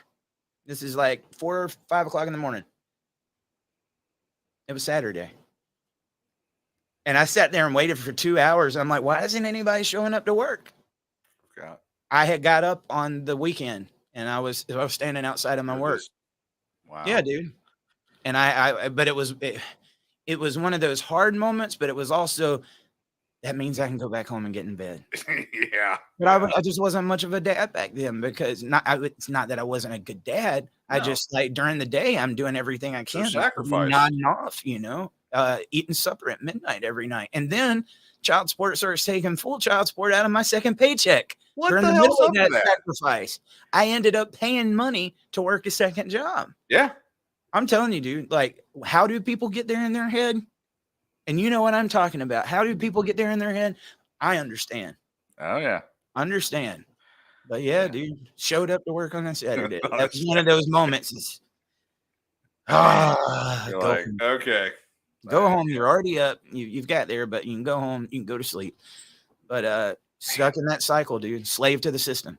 Yeah, and the system makes money. Again, the system is working as designed. They are there to make you a slave. Yeah, because let's say right now, when you're working 2-3 jobs and you got all this, you ain't showing up to fight the system. You ain't talking out against them. That's why they do it. That's why they do that. And I Part of hope the reason why they do anybody's sitting here, dude, like, we're sharing these experiences, and we want you to do the same. Okay. Yeah. This is just some of the moments, like we said, pulling back, and showing. I'm not doing that to be like, oh, look at me and look what I did. Some of that stuff is very embarrassing. Who wants to admit to falling asleep on the toilet? That's a good one. I did. Because it was, look, dude, you work in a plant. Any of you guys that are working in factories, people have no idea the sacrifice that you're making. Because usually if you're working in those factories, they don't have air conditioning, and they are just hot as crap. I remember when I worked there, Dwayne, like, in the inside of the factories get that dust, and it's not like the dust that's inside your house. It's that black dust that just eats away at your skin. I can remember even getting home, like, washing, and then for the rest of the night, my skin was just on fire. But the other thing is, you get home and you blow the snot rockets out. and it's just nothing but black smut. And I Sometimes would, red. dude, yes, all the time it was red. But there would be times like it took me the whole weekend to get that smut out. Then I'm going back to work. You're going And right it's back repeat into the it. cycle, right? Yeah. And so that bathroom was the only place that was air conditioned. Ah. And so I'm sitting there sweating, no sleep, not eating, all all. that stuff on my mind. And so it was like when I finally got to sit down, Yeah. Your my body body just. had ran out, dude. Yeah. Yeah. Yeah. And the system and yeah, I mean, and then, the women that are like, oh, we're equal, or, oh, well, what about my sacrifice? It's like, come on. I dare you. I mean, oh, jeez. And again, I'm not trying to rip women. It's just that, again, over the decades, the narrative is the guy, he goes off and plays all day. And, the woman does that. It's such nonsense. I mean, and we can't even value each other as being equals, because it's not, oh, well, you just play around. You just do this. You just do that. They don't hear these stories. Let's give recognition on both sides, because that's not what we're doing here, guys. I mean, like my mom, I remember as a kid, and I just got to tell her this not long ago. And it was one of those memories that hit her kind of hard because she didn't know it. She worked in like a factory when I was a kid. Mhm. And then she worked like second shift. So she would get home at midnight. And me being a little kid, I wanted to see my mom. Yeah. Right? I had Yeah. my dad there with me, but Right. I wanted to see my mom. Right. So Both one of the shows that was the most important to me when I was a kid was Cheers, which we just saw that Kirstie Alley passed away. Yeah. Rest in peace. But I can remember we had a fireplace there in my living room, and instead of going and getting in my bed, I would make a little pallet there on the floor and wait for Cheers to come on, because Cheers came on at midnight, and that was when Mama came home. Right. Wow. Right. Yeah. And I told her that. I was like, I always waited for Cheers. I didn't know the times or anything. I just knew when that show came on, you came in the door. And, and that's that was a mom sacrifice. Both parents do these sacrifices, and they should be honored no matter what. Oh, yeah. Some of the stuff that these dads are going through, when people, they don't realize they are doing these sacrifices and the world doesn't know about them. If a single mom does that, people will praise it. Yeah. But if a dad does it, there's just so much that he does that goes unrecognized, and it's because of the way we've beat down our men. So it's important, and I'll recognize it on both sides, but I just wish they would too. Yeah, actually, just kind of hit me with think of something. Actually, Brandy. I mean, I've mentioned at different times things she does. She has a full-time job, working nonprofit, handling a lot of things for them. She actually has 2 side jobs that she works afterwards. 2, not 1, 2, amongst other things, to take care of a number of outstanding issues and other things that are going on, and all that, and busting her ass. And then on top of that, she does volunteer work. She's a member of a number of different organizations. I mean, this woman works hard, and no one really knows it because she doesn't talk about it. I'm about to get my man card taken away. Uh-oh, here we go. I don't know if I should do it. You know what? Do it. You're amongst friends. Yeah, you guys don't give me hell for this one. But my wife has always been a city girl. And so, I mean, dude, I pee off my front porch when the kids go off to school. That's my type. Yeah. Hell yeah, dude. It's like one of the best things. Especially very freeing. Yeah, it's very freeing, very liberating. If you haven't peed off your front porch, don't waste that toilet water. See, watch the wind direction. We are talking about conservation here. Yeah, it's conservation, but be careful about wind direction. Yeah. Climate change and all that other stuff. Yeah. Don't be in the wind. Yeah, don't anyway. But this is nobody's around, okay, and you don't have neighbors that are watching, no cameras or whatever. It's a very nice experience. Damn, dude, I hate cancel culture in PC because you got to go to so many different links to be able to even talk. But with her being in the city, she had never known what this life was like out here. So I remember one day she was out here raking leaves, and I look, and there's like 100 bags of leaves. And I was like, what are you doing? She was like, I'm bagging up the leaves. And it was one of those just, oh my God. I was like, you realize you're going to have like 1,000 bags of leaves and then next week you're gonna have 1,000 more. We don't bag up leaves out here. We burn them, right? But she is an outside person, so she will work all day long, and then she wants to come home and do the grass and do the flower bed and the whole 9 yards, dude. Like, and it's not that I won't do it. She enjoys doing it. She enjoys doing it, yeah. And I don't know how she does it sometimes, because she will bust her ass, and then it's a dude. She doesn't. She goes straight in, get some new clothes on or old clothes on, and she's right back at it. Oh yeah, yeah, dude. yeah. I mean, that's cool, dude. I mean, but I'm sitting there playing my video games, eating chips, watching her work. It's really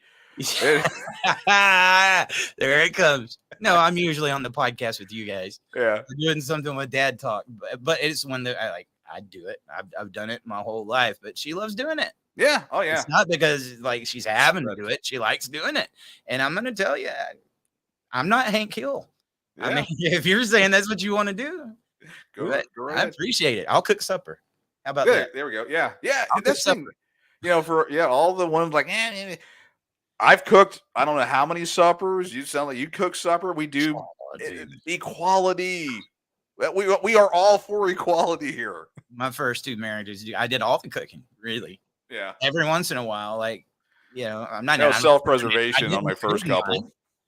I didn't mind. Yeah, Yeah. but I Taste this first, honey.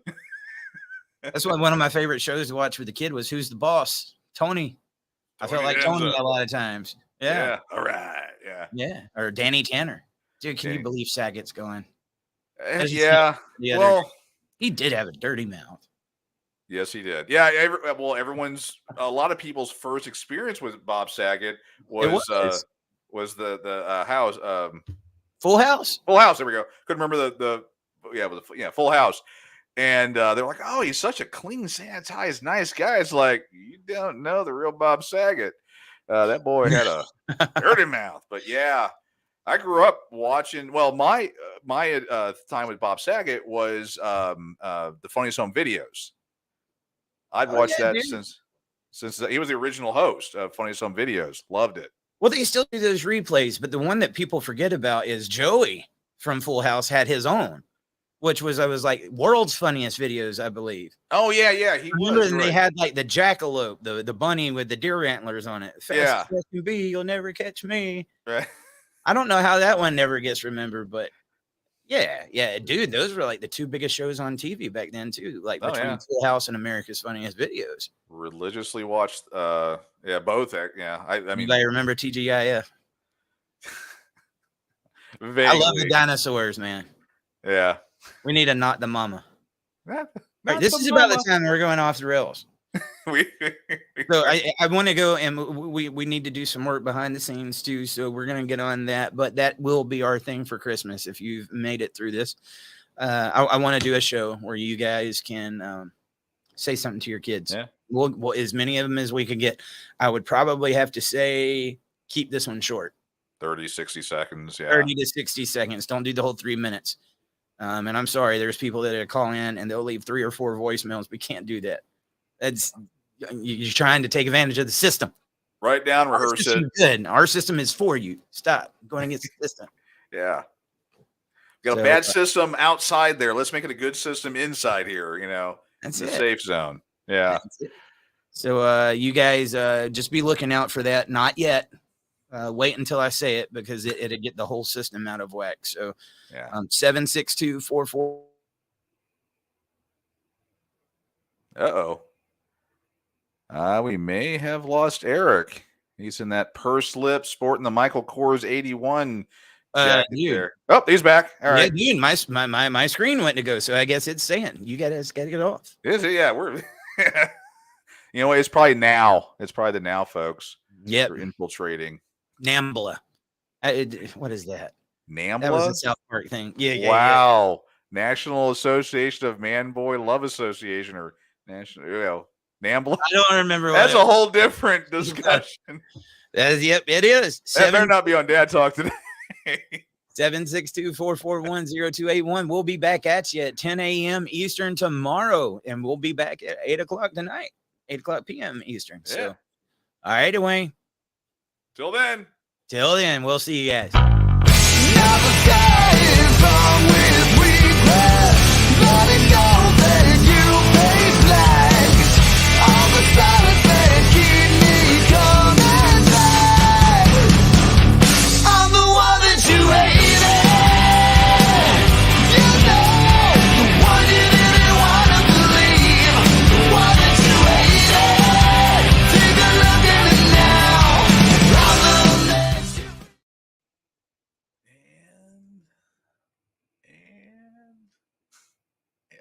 frozen.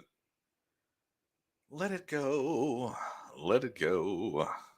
We're live, so I'm singing until we get the unlive. We're still alive. I'm so alive. Oh, they're gonna. Wow, I got the mic. Well, everybody, as you saw the mess this morning, it was actually kind of almost on purpose. I'll be redoing the office area there, so hopefully in an upcoming show we'll be able to. Have some cool stuff. Got some neat little ideas, bring in some other nerd stuff. So for the nerds out there, I'm sure you'll enjoy it. I'm actually just kind of looking through some of the comments here. Again, the main show is over. The real show is set to begin. I've got Julie, and Julie, thank you for calling in and supporting and commenting. That makes everything work out good. And I'm actually going to be getting a call from Eric here, so I'm going to mute the camera for a moment.